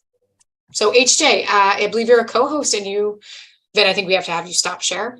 And HJ, you should be able to share your Thank you very much again. Thank you. And thanks, Missy, for your civic service. Okay. Hi, everybody. Nice to meet you. Can everyone see my screen? Not yet. Yep. Oh, let me click share. I'm not how's that? It's coming. There we go. Okay. Thank you very much. Hey, I don't know if I've met many of you. I know Missy from other work around the city and stuff, but my name is HJ Decker. Henry is my official name, but I go by HJ. I'm the Director of Sales and Marketing for the DTE Gas Company, which is DTE Energy's gas utility. I'm a proud Ann Arbor resident, so I live right here in the city. I'm sitting over here on the southeast side of the town, so happy to meet you all. I've been a resident ever since I moved to Michigan. I'm not from Michigan or have any ties to Michigan whatsoever, but I'm one of the few people that decided to relocate here years ago. So I'm happy that you will have me. Just a quick, before I get into it, for any of you that don't know, I mean, DTE Gas is, like I said, our gas utility. We have about 1.3 million customers across the state. A little different than the electric utility. We're primarily the gas utility in Wayne and Washtenaw counties, but we're also the gas utility in Grand Rapids, up to Traverse City, Petoskey, over to Alpena, and we even have some service territory in the Upper Peninsula, primarily around the city of Escanaba. I'd like to start off with, in 2020, DTE Gas came out with a commitment to reduce our carbon emissions. Quite novel for a gas utility to come out and do this. We broke down our value chain into 3 areas. One is our upstream emissions, which is essentially the methane leakage that happens in the process of us purchasing natural gas and transporting it to our system for our customers. The middle portion is the utility distribution emissions. So those are the assets that we own. We have a lot of distribution pipes, some high pressure pipes as well, compressor stations, as well as storage. And then downstream emissions, although we have not committed to net zero on our downstream, that's our customer emissions. We have committed to helping them along on our journey and reducing their overall emissions by 35% by 2040. So these are, relatively aggressive for gas utilities out there. Again, gas utilities are in a kind of a different situation than electric utilities, but DTE has certainly been at the forefront of trying to commit to some of these emission reductions. I can talk a bit more about upstream and our own utility operations, but today I was going to talk a bit more about downstream. Upstream and internal emissions, we have a pretty good path forward on that.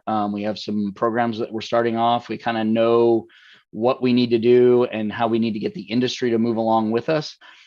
Downstream emissions from natural gas is obviously the tougher nut to crack, if I can say that, right? And we believe it's going to be a mix of all of the above. It's going to be things like renewable natural gas, which I can talk a bit about. It's going to be things like carbon capture and sequestration as well. We're looking at we're using nature-based offsets currently. Not that this is an incredibly long-term tool to use, but it is something that you can act upon now. Hydrogen is something that DTE is actually spending a decent amount of time and frankly money on, investigating how hydrogen can be used as a substitute for natural gas. And then energy efficiency, in particular, things like natural gas heat pumps, which are 30 to 40% more efficient than current furnaces. So my schematic here just sort of says that, we need to, as an industry, explore all of these technologies and solutions to see how we can truly reduce downstream emissions from natural gas. And this goes across both residential as well as industrial uses as well, as I kind of note here in my pictures. So as part of this program and commitment, back in the beginning of 2021, we launched a very unique and first of its kind voluntary renewable natural gas program for our residential customers. It was initially launched for our residential and small commercial. It's essentially a program. We filed this with the commission and they approved it. It's essentially a program where a customer enrolls in the program, pays us a premium to offset up to 100% of their emissions from their use. Now we've simplified this program in that the 100% is actually an average residential customer on our system. So it's actually a set amount. You know, our average residential customer uses about 100 MCF a year in natural gas. So we set up the program to that if they enrolled in 100%, we would go out and on their behalf purchase and retire a mix of carbon offsets and renewable natural gas. The important part here is, you know, these carbon offsets and renewable natural gas sources are all in the state of Michigan. We've got some carbon offset projects in the Upper Peninsula, one in the Gaylord area, and then we have a number of renewable natural gas projects that we subscribe to in Canton, right here, close to Washtenaw County, as well as one in Grand Rapids, which is brand new, and we've helped facilitate their connecting to our system. Program's been relatively successful, at least we think. We've got a little over 9,000 customers, and we plan on having over 10,000 customers by the end of the year. That's about 5,000 per year. Again, we're only about 2 years into it. My Green Power has been around a bit longer, so and they've seen, obviously, as Vin said, quite a marketed uptick in the recent year or two on subscription. So we hope to get there.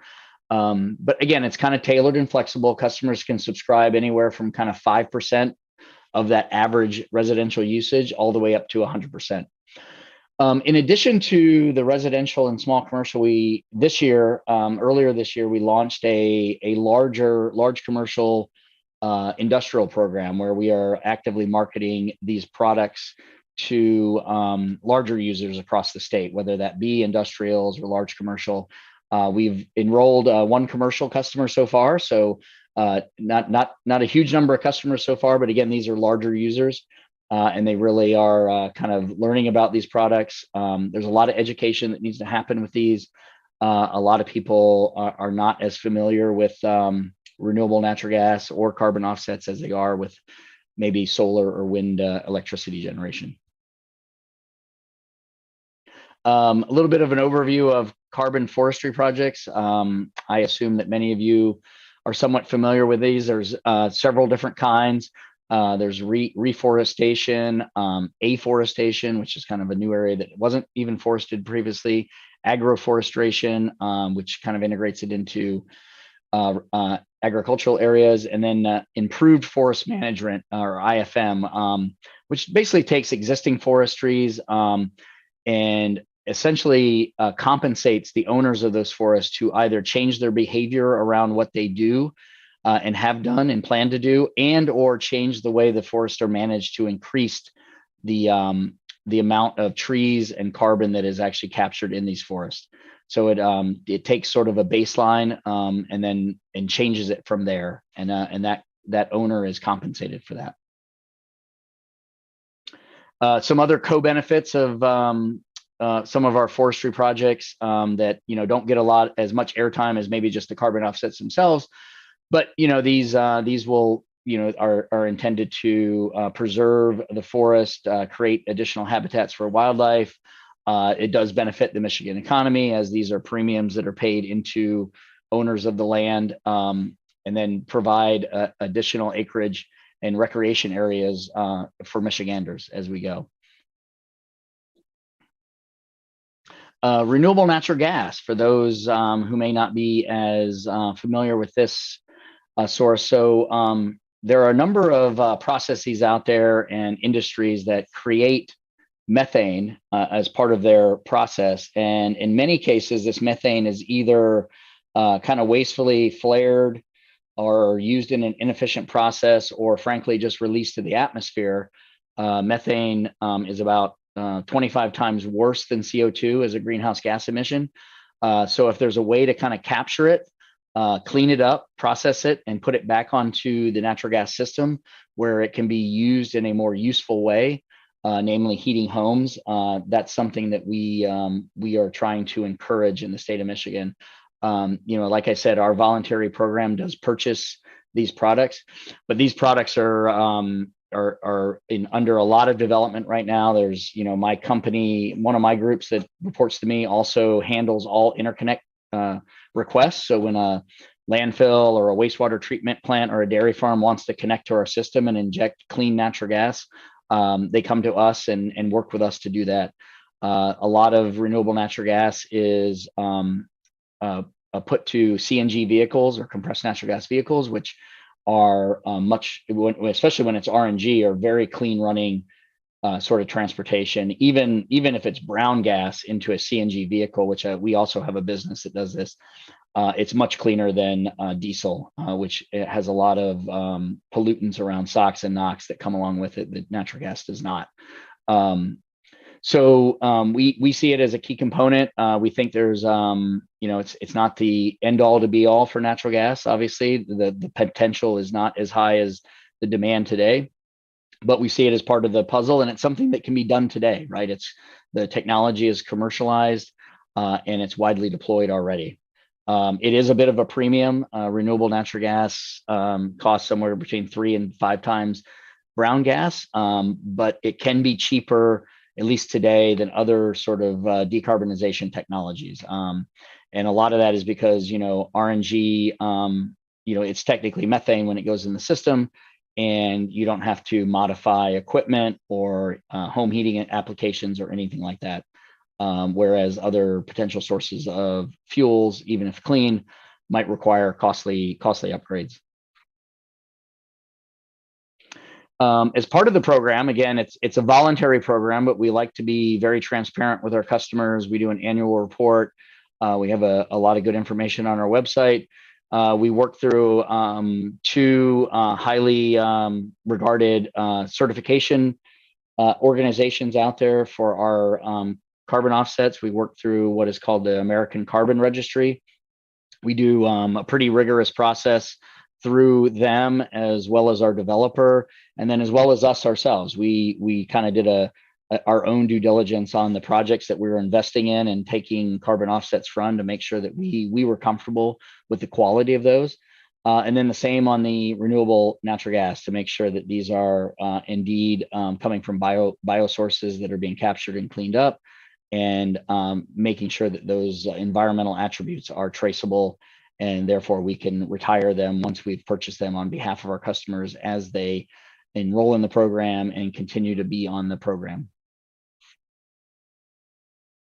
And that's it for me.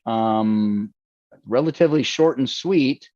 Again, I'll end with sort of a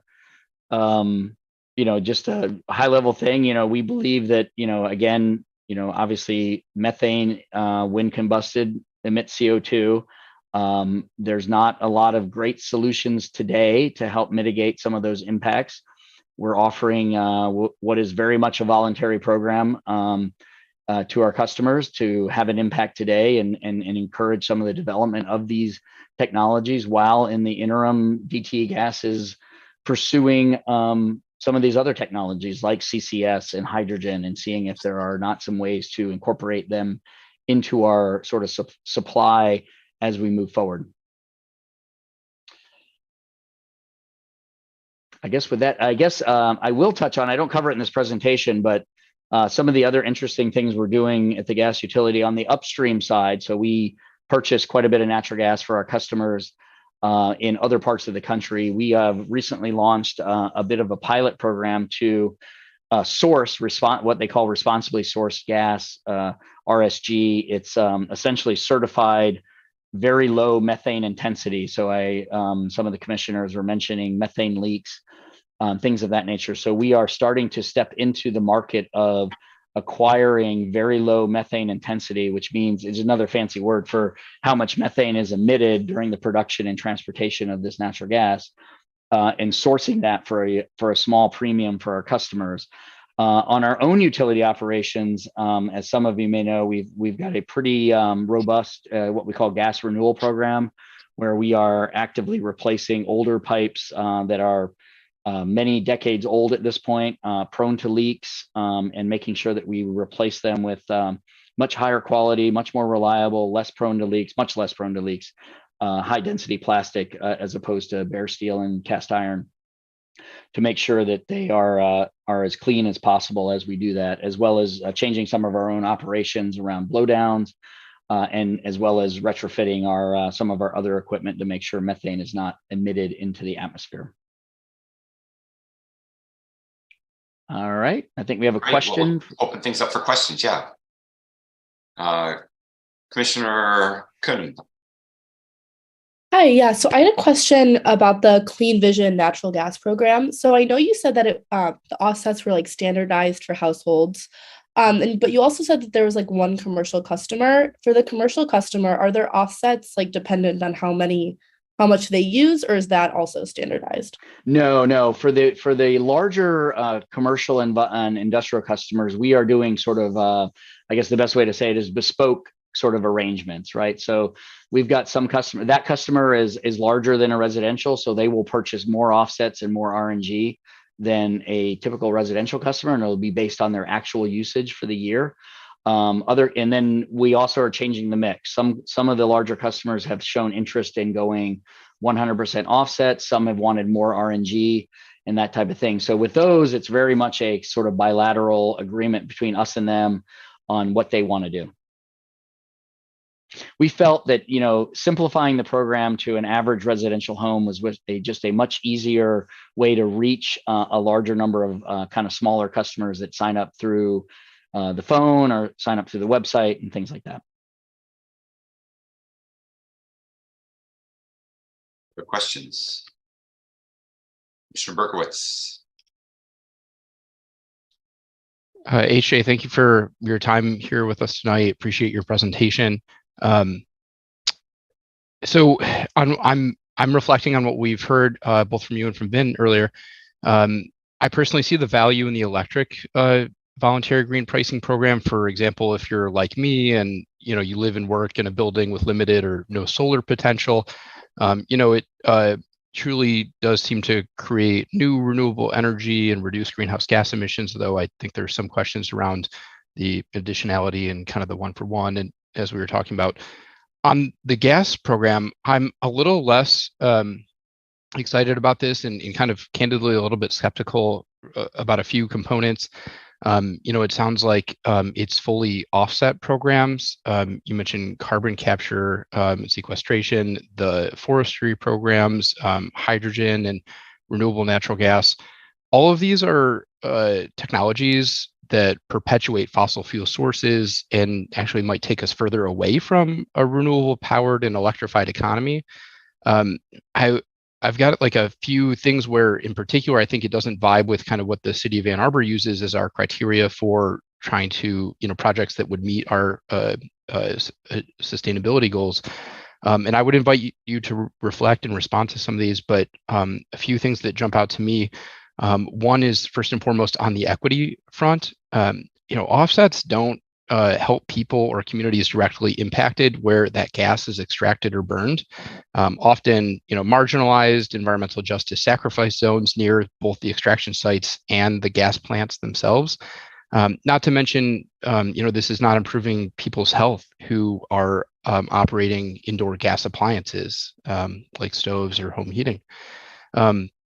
Also, as we're talking about renewable natural gas, there are concerns around agricultural digesters.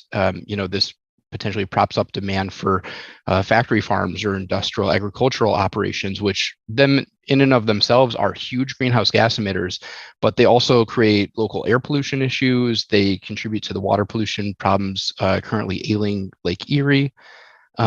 there are issues with cost effectiveness. I know you had mentioned that renewable natural gas is 3 to 5 times, more expensive than traditional gas. Most of these offsets, like carbon capture, are exceptionally high cost. They're a bad deal for ratepayers, actually. And alternatively, like renewables are a very good deal. We just heard about how essentially the capacity and the energy credit for solar and wind is so high that people are essentially getting paid by DTE to sign up for, more renewables. But it kind of seems like that's the opposite situation on this gas program. Also, like it sounds like a lot of these offsets have very limited capacities. I just recently read a report from the Public Service Commission that said that renewable natural gas, its full potential is only 6% of today's gas consumption, and it would be dramatically more expensive as you kind of ramp that up as well. It kind of seems like these are things that are really maybe better suited for just like offsetting niche components of the economy that are like near impossible to decarbonize otherwise. And instead, we should be like looking at renewables and storage and efficiency and demand response as kind of the actual way to meet the challenge that gas poses in our system currently. Sorry, I've said more than enough, but I'll leave it there. I would love to just hear reflections about like, is there a reason why we can't make renewables and storage and like efficiency part of the gas offset program here? Well, I guess renewables as in, I don't work for the electric utility. So if you're asking about renewable electricity and storage of electricity, that would be a question for the electric side. And, Vin did talk about our IRP, which incorporates a significant amount of that.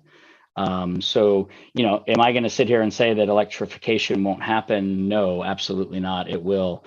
But I think there is a transition period here where, in particular, in a cold climate place like Michigan, natural gas will, for some time, be the more reliable and affordable way to heat your home in sort of the depths of the winter. Now, does that mean it has to be the shoulder months as well? Does that mean it has to be the mild winters as well? But to say that the natural gas system isn't going to have some sort of use in the future, I'm not. I think many of us are not entirely convinced of that. Now, will we use a lot less of it? Most likely so, right? But it might provide an excellent source of safety and reliability that a full electrification society, again, particularly in a place like this. If you want to talk about the Southeast or the Southwest, absolutely, right? Like home electrification is there now and it works pretty well. It may have some cost issues with it, but that's neither here nor there. Look, we look at our voluntary program as something that we can do today, to help, offset some of the emissions that our customers are seeing for home heating, which, again, like I said, the solutions to that are probably not in the short term. They're probably more of a near or longer term as we transition to something that has a bit more of that. And again, it does encourage the development of some of these projects, which may not have otherwise been developed, particularly on the RNG side. I mean, I'm not in the dairy industry, so I mean, if I'm not sure it's DTE's place to advocate for the dairy industry to be shut down. But to the extent they want to sort of be cleaner today, this helps encourage that sort of development.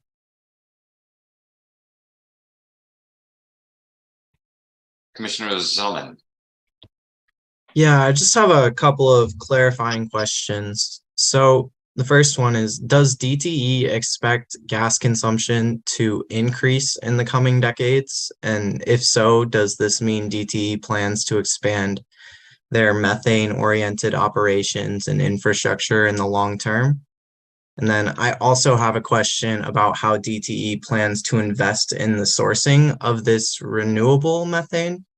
So the strategies in Ann Arbor's climate plan include building a circular economy to reduce garbage waste and encouraging less meat consumption to reduce participation in animal agriculture. So how much methane could DTE feasibly source from just the other options we heard, like food waste and wastewater sludge? Because like, to be frank, renewable natural gas as a term sounds like a way of moving the discussion away from fracking while optically utilizing like language popularized by environmentalists. Right.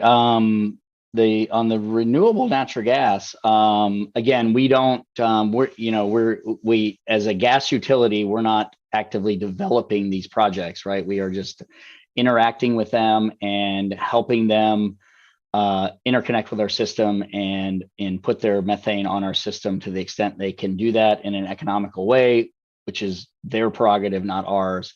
We are sort of bound by tariffs when asked if someone can interconnect with us. We, unless it's just completely uneconomic and unfeasible, we can't say no, nor would we do that. Again, on the meat and dairy side, that's I think not for us to opine on. If that demand declines over time, that's okay too, as long as that's as part of the all of the above solution. That's okay. What was your other question on your first question? I'm sorry. Does DTE expect gas consumption to increase? To be honest with you, part of our overall reduction of customer downstream emissions has a large energy efficiency component to it. So we expect to decline overall consumption of our product as we go over time. So that's through your increased energy efficiency measures, whether that be the basics, which everyone should be doing no matter what, insulation, better windows, things like that, but also exploring new technologies that may continue to utilize natural gas, but in a much more efficient way. Commissioner Overpeck. Hi, I want to thank you, HJ, for coming, talking with us. I want to talk about one reality of our decarbonization plan in Ann Arbor that I really worry about. But I also am quite disheartened that it appears DT really isn't that committed to decarbonization.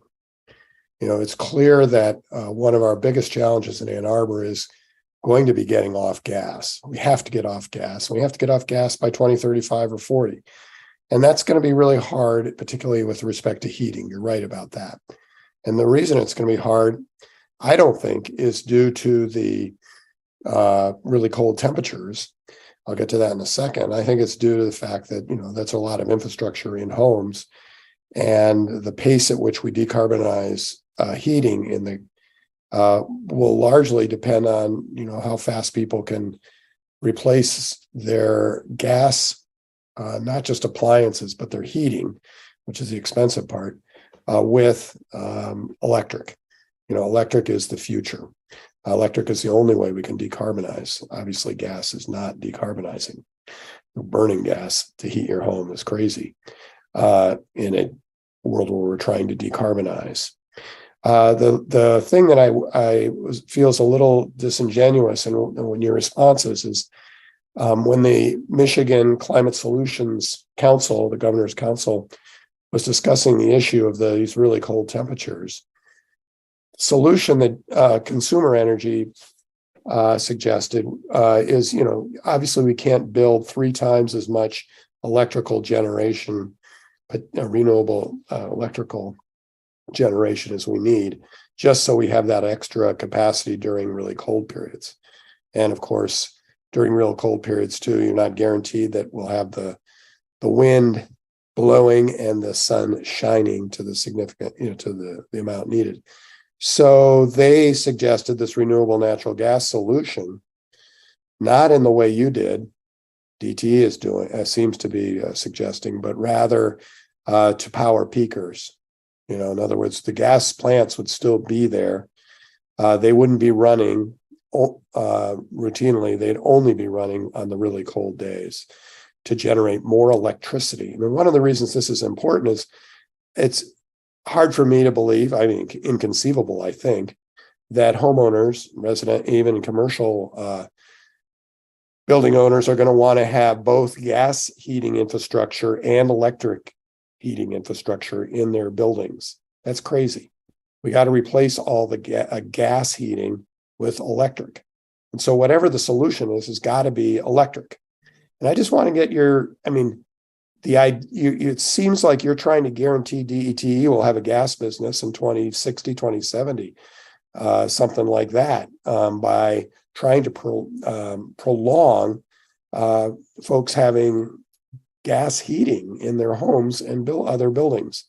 We really got to get that out of there. And if DTE is committed to carbon neutrality, they got to be committed to electrifying not just appliances, but also heating in all our buildings. And of course, the University of Michigan has come up with a different solution, which is to use ground source heat pumps. And I'll admit that that's going to be too expensive for a lot of existing homeowners and building owners. But it's another way to leave gas behind. We have to leave gas behind for heating, building heating. Yeah, I mean, again, I'm not a policy guy. I mean, if people want to transition away from gas, we're fine with that. I mean, again, it has to be done under, clear and concise policies, right? I mean, we're not advocates of mandates of that sort of stuff. We do believe in customer choice under the under the umbrella of what the law says. And if the law doesn't say that, then we will continue to do what our customers ask of us, to some extent within reason. Obviously, we believe that the natural gas infrastructure system may have a role to be played in a climate like ours. Again, like I said, that's not necessarily a lot of usage, but it could become, there are interesting technologies being developed around dual fuel systems. You say that, that's crazy, but there's actually some pretty good equipment out there that works pretty well, firing both dual gas and electricity as far as heat pumps. It greatly reduces the use of natural gas, but it maintains a system efficiency that's quite high when air source heat pumps do decline quite precipitously in efficiency in very cold climates. So I understand that, but it's still like we got to stop burning gas. That's the whole point. We don't want dual use heating. If people are going to spend money, they got to spend their money on electric heating. It'll be cheaper than the dual, and who cares about efficiency? If we burn any natural gas, we're increasing the concentration of CO2 in the atmosphere, and we are worsening the climate change crisis. And I'll just switch over, and it doesn't help to have DTE try and promote this stuff. That's what you're doing. And I just don't think that's right. You're an Ann Arborite, and everyone has, like you said, we all have choice and freedom and all that stuff. But, I want to know if DTE is really on board with carbon neutrality. It doesn't sound like it at all. And the last thing I'll bring up, it's a different topic, just because I'm at the University of Michigan, have studied climate ecosystem change for much of my career. And one of the things you see out west right now is a lot of carbon going up in smoke.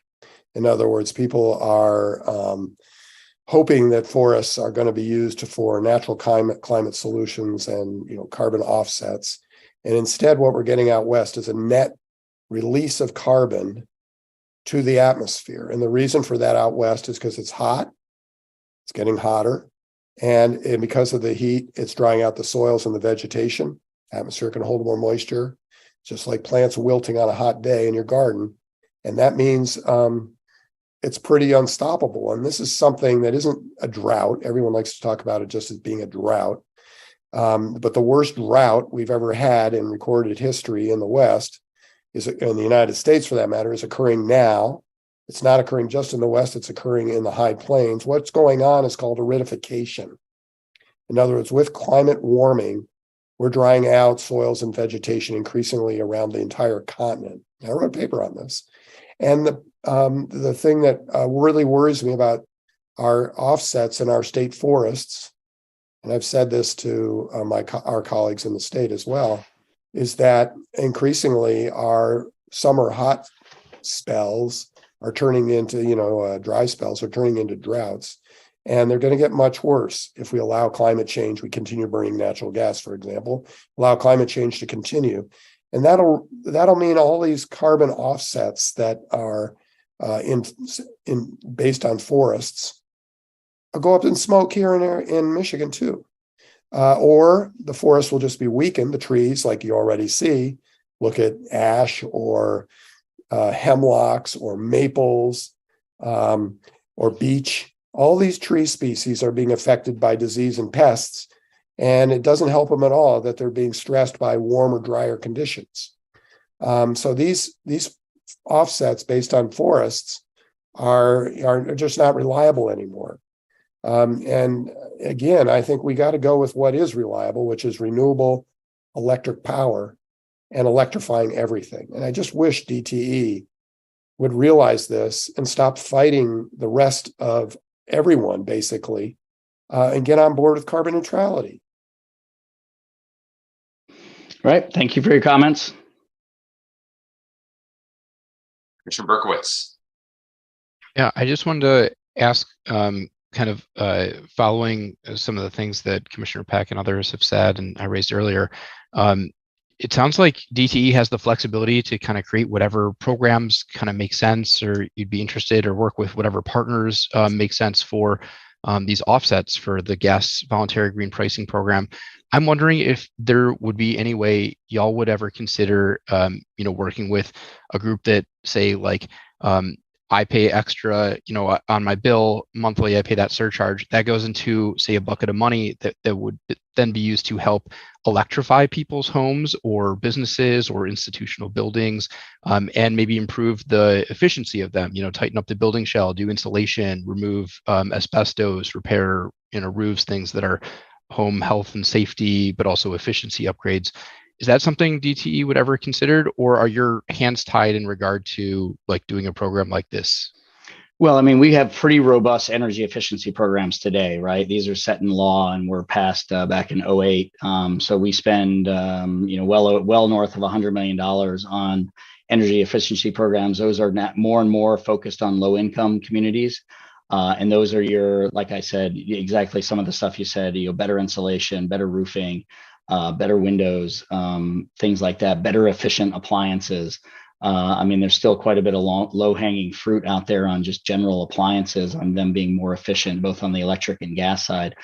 The law does, when we get into sort of promoting fuel switching, that is something that we are investigating, particularly in the propane areas, where it makes a lot of economic sense for customers to get off of what we call delivered fuels, which are, frankly, worse than natural gas. There's not only the propane that emits more CO2 on a heat-based content, but then just the truck traffic that goes across roads delivering propane. So we are experimenting with pilot programs to convert some of our electric customers over to off of propane and onto electricity entirely. So, in the gas territory, we don't have a program to actively promote switching, although we more than happy to support that to the extent it happens. But that's an interesting question that frankly I should take back to our senior leadership and think a little bit more about. Thank you, much appreciated. I have a few questions, if I may. Could you go back to the slide that shows the reductions and how they're broken out into 3 different savings categories? There we are. I have a quick question just for understanding's sake. There's a targeted 35% reduction in emissions from customer end use. That's essentially, in a sense, your customer's scope 3 emissions. Is that a good way of putting that? Correct. And what that means, if they're going to be reduced 35%, that means 65% will remain and continue to be emitted into the atmosphere. Is that correct? That is correct. Okay. And I think that's exactly what Commissioner Overpeck and others are getting at, is we need to get off of gas. We realize you don't set policy. We realize that DTE took exception to the 820 plan in that Ann Arbor says we want to completely get off of burning fossil fuels and electrify 100%. But again, this is, I think, the message that we're asking you to take back to your management, is that this is really unacceptable from a climate perspective and a long-term perspective in terms of ecological health, human health, and so on and so forth. My second point was there are utilities, natural gas utilities, that are redefining or looking at redefining, I should be forthright here, their business model. And instead of saying we are a natural gas utility, they're saying we are a heat delivery utility. And what they're looking at is saying, in the end, what's happening is we're burning natural gas to generate heat. And what if we just simply supply heat? And I would recommend that you look at what's going on in Boston and in Massachusetts. There is a group that's sort of behind it with the acronym HEET. And that's what they're looking at doing, is replacing natural gas infrastructure with essentially geothermal infrastructure. It could be either ground source, or it could be wastewater, or it could be any number of different sources, and really just re-examining the business model so it's consistent with what scientists are telling us absolutely has to happen. And the other thing is that from a business perspective, at least my perspective is, and I'm a business person or an ex-business person, but it seems to make sense to me. I'm not working in your industry, but it's clear that a lot of customers are going to be moving away from natural gas because people are becoming more and more aware of the climate crisis. They recognize that one of the ways of combating it is to electrify, fully electrify. And so what you're going to have is you're going to have a remaining infrastructure that you're going to have to maintain across the entire geographic area with fewer and fewer customers.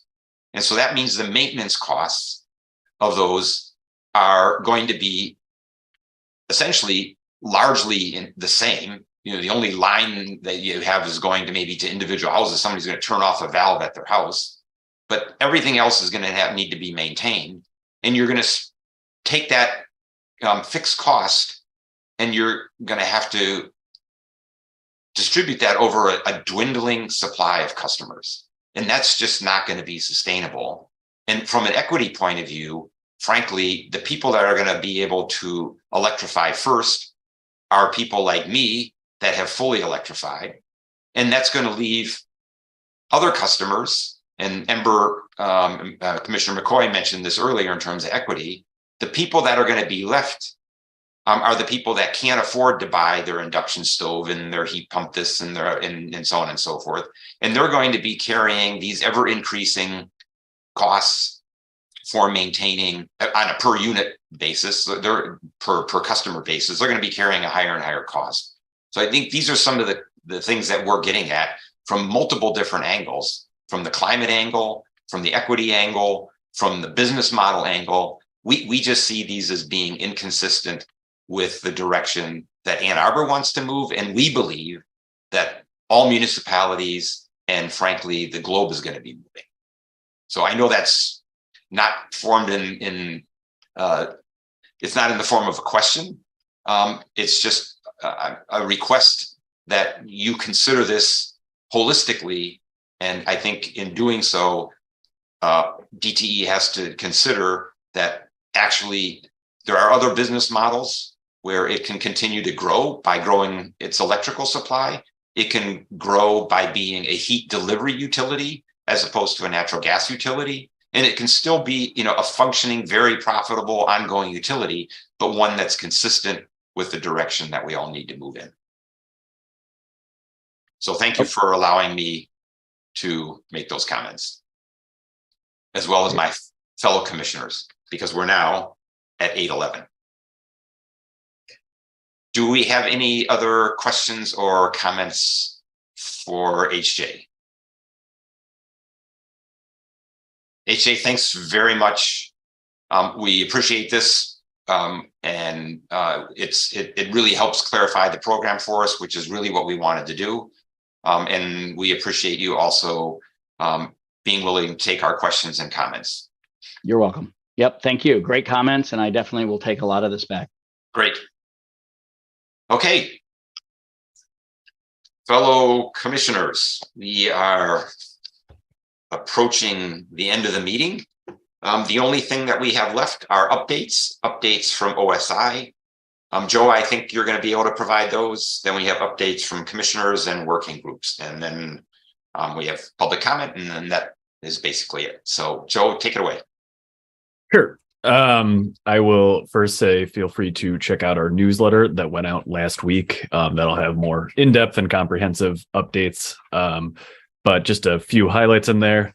I mentioned at the last meeting, the Community Action Network in Bryant received a grant from MISTA to fund some of the upgrade work we're doing there. Right now, we're in the process of finalizing everything and making sure to prop up the structure of what we are doing there with MISTA, so we can start getting people in line in the system, so we can start making those upgrades to their homes.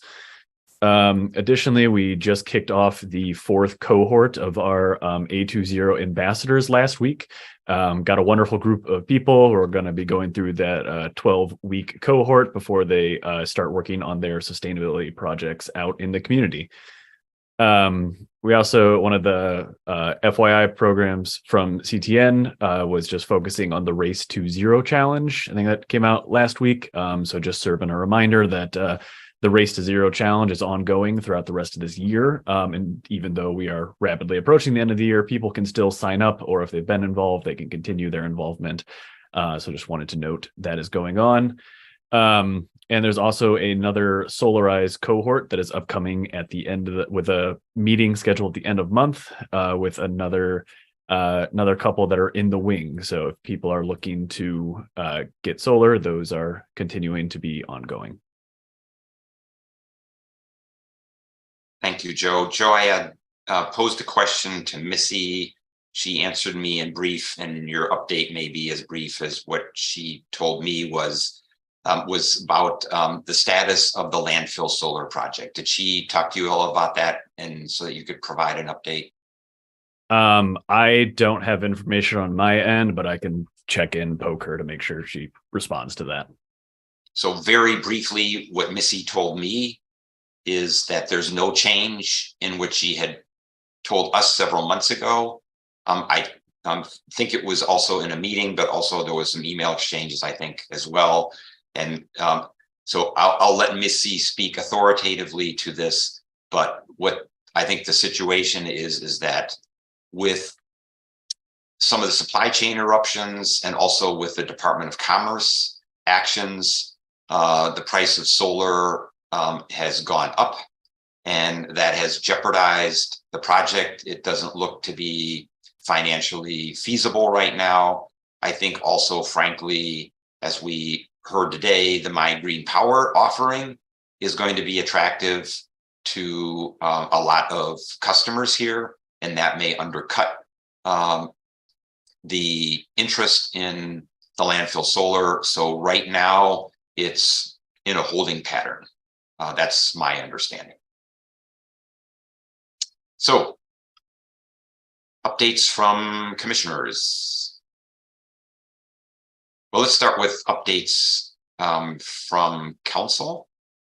Councilmember Briggs, anything of import? If there is, my brain is not recalling it at this moment, so I'll see if anything triggers. But very good. Updates from commissioners, and then I'll get to working groups. My hand raised, but I think it blends in with my background in the Dana building. I have two. One is just general energy news. That last week, Washington State became the first state in the country to ban gas heating in new residential buildings, which is incredibly exciting. And that building code will go into effect in July. And of course, I thought that was really relevant to our discussions around banning natural gas heating. Shout out to Ken Garber, who I hope is listening, who continually reminds us about the importance of that. But I figured that maybe looking at that, when acknowledging it, but also perhaps looking to Washington for our own direction as we consider that, and the city could be useful for those in the commission who are working on that. And then the second thing is an issue that I had raised privately to Chair Mirsky and our council member liaisons, but two of my colleagues in Cs are residents of a building that is being demolished on Division for an energy efficiency development that is being considered next week on Division. And it just brought to me, I think, this continued issue that we need to work on considering, the ways in which housing and housing affordability and access are pitted against energy efficiency at times. And things that we continually need to consider, as especially, I think, renters get put in a place, even when they're long-term renters, like PhD students at Cs who care about energy efficiency, get put in difficult situations that they're in absolutely no control over, and, in different ways than homeowners who may be choosing to make upgrades to their homes or selling it and demolishing it and that kind of thing. So I hope that's something that we can consider, as a commission as things come up, or can intentionally create a working group around, because, I think that's something that's always on my mind, but it came up as incredibly relevant for two of my friends this week. Thanks for your comments on that. By the way, Ember and her two friends and I are meeting on Friday to discuss this further. And by the way, this is not probably just going to be a one-off or couple-off situation. If the green rental housing program passes, it's more and more likely there will be energy upgrades. Some of them, most of them probably will not be anywhere near the scope of the project that Ember described. But it could be that there are renters that are displaced as this program is implemented. So it's definitely something that's worthy of the commission's attention and further discussion. Commissioner McKenna. Thank you, Chair Mirsky. I'd like to make a brief comment about a bit of a narrative shift, and then there's no way that we could all adopt this, or that I'm even proposing that we make a hard turn. But I think I've brought this up maybe at the last meeting, and Chair Mirsky and I have discussed it briefly in the time in between. But a lot of times we talk about motivation for climate action coming from really serious kind of like atmospheric and weather changes associated with climate. Like we heard from Chair Mirsky earlier about, the picture of climate hell. And I think that is, something that we're probably all aligned with, but at the same time, I think we could make it more personal. And I'd like to see, both this commission and sort of like the city more broadly, when we're motivating action towards climate, talk more about those personal impacts and impacts to our citizens and to, to our fellow Americans, which is like the worst term ever. And so I don't know if that means some more research. I think, what I think of is lives lost, property damage, who is feeling those impacts, like just more explicitly, like what are those impacts? Damage to homes, displacement. We hear about Michigan being a place where a lot of displaced people are going to be coming from climate change. And I think that painting a more like Michigan and local picture and human picture of what's happening is a really important shift that we need to start making. So I just like to kind of put that out there for now. If anyone's interested in talking about this further, definitely would love to develop it more. Right now it's just an idea, but I want to have some more consistent language that has that human element in it. Thank you very much for bringing that up and reminding me. And I would add to your list two things: human health, and I would add simply suffering. I mean, if you just think of suffering and the way people are suffering because of what is happening, it's really immense. So, Commissioner Harper. Thank you. And to Commissioner McKenna's point, the joint office between the World Meteorological Organization and the World Health Organization just released a new sort of portal and clearinghouse for climate and health related impacts. And you can find that at Climate Health, CLIMAHEALTH.info. And if you go to /hazards, it points out and identifies many of the impacts associated directly with health and health outcomes associated with climate change. And many of these are also tied to energy related impacts, both upstream and downstream. So just as a point of reference for some of those as well. Great. Any other updates? I think I said what I wanted to say. Anyone else? Any updates from working groups? Anything, Carlene, that you want to mention? I would like to mention an update.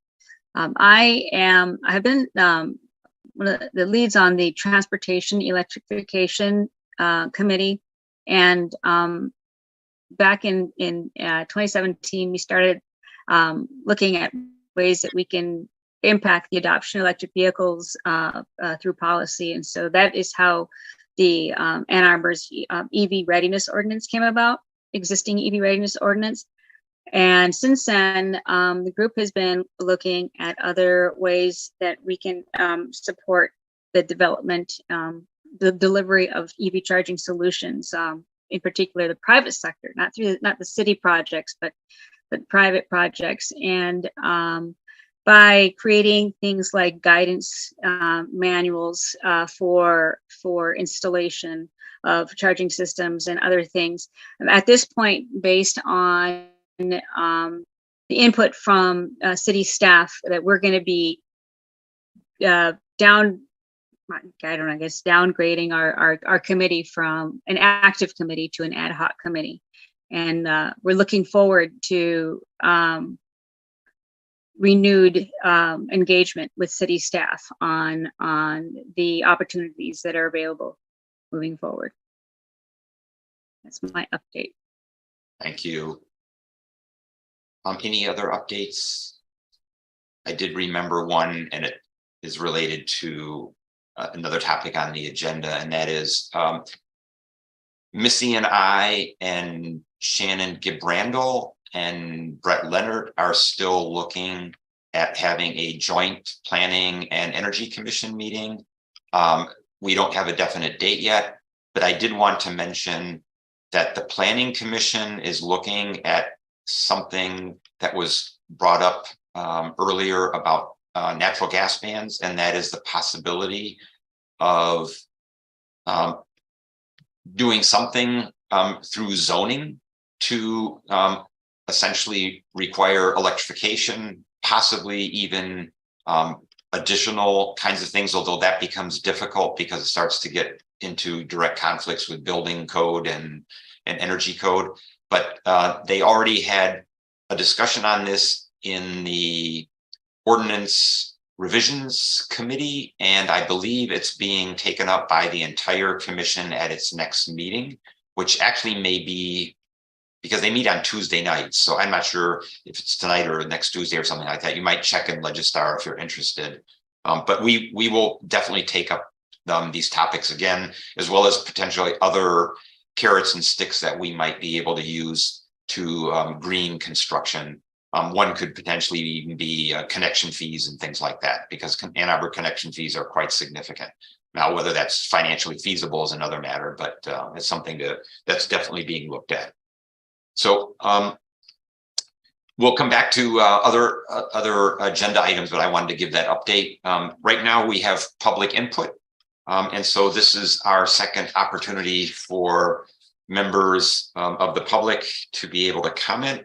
And you would have 3 minutes to comment. And if you are interested, please call 888-788-0099 or 877-853-5247 and enter meeting ID 956-8718-7876.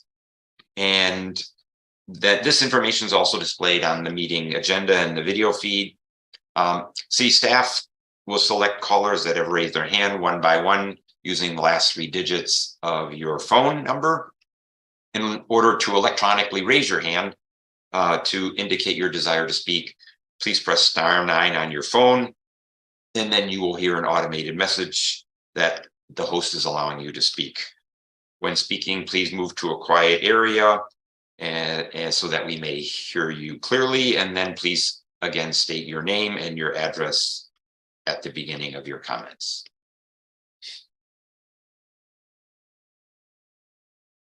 I don't have any raised hands yet, but okay, we'll wait a minute little or so. So while we're waiting for 30 seconds, think about agenda items for the next meeting. And one of our next meetings will most likely be a work session where we sort of plan out the next year, as we've done in the past. That potentially could be December. It potentially could be January. Depends on what we can line up for December and January. But obviously, it'd be something like we'd like to do in the next, let's say, 2, maximum 3 months. But we'll take those as we hear whether or not there's anybody on the line. Anybody yet, Joe? No hands raised. Okay, well, I'm going to look for hands from you as far as agenda items for the next meeting.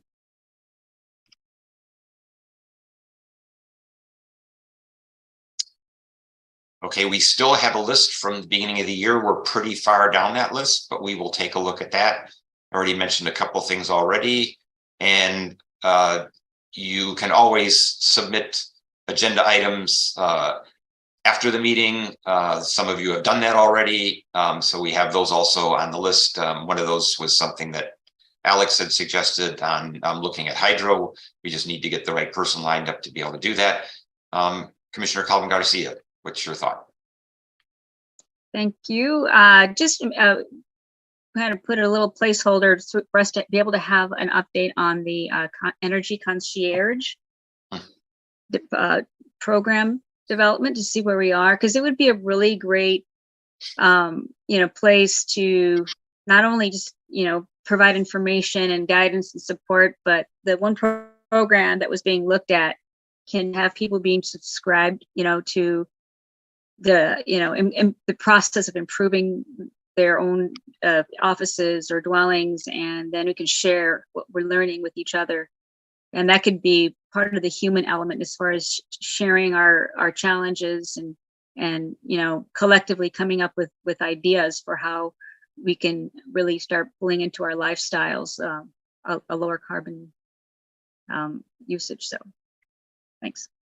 Duly noted, and I'm quite certain that that will be somewhat dependent on whether or not the climate millage passes, because we will have additional resources to expand those kinds of programs, and we will be much more limited if it doesn't. So with that thought, we will all wait with bated breath on the outcome of the election, I'm sure, in many, many regards. And maybe that's something that we will be talking about in future meetings, because that will determine a lot, not only just whether the climate millage passes, but a lot of other things. So thank you all for hanging in there. I thought it was an interesting discussion, and I appreciate working together with all of you very much. And as I told our new commissioners, I'm really excited to have all of you. It's stimulating to work with all of you. So I thank you for the evening tonight, and I hope you have a good rest of your evening. It is what time? 8:30, and I declare this meeting adjourned. Thanks. Thanks all.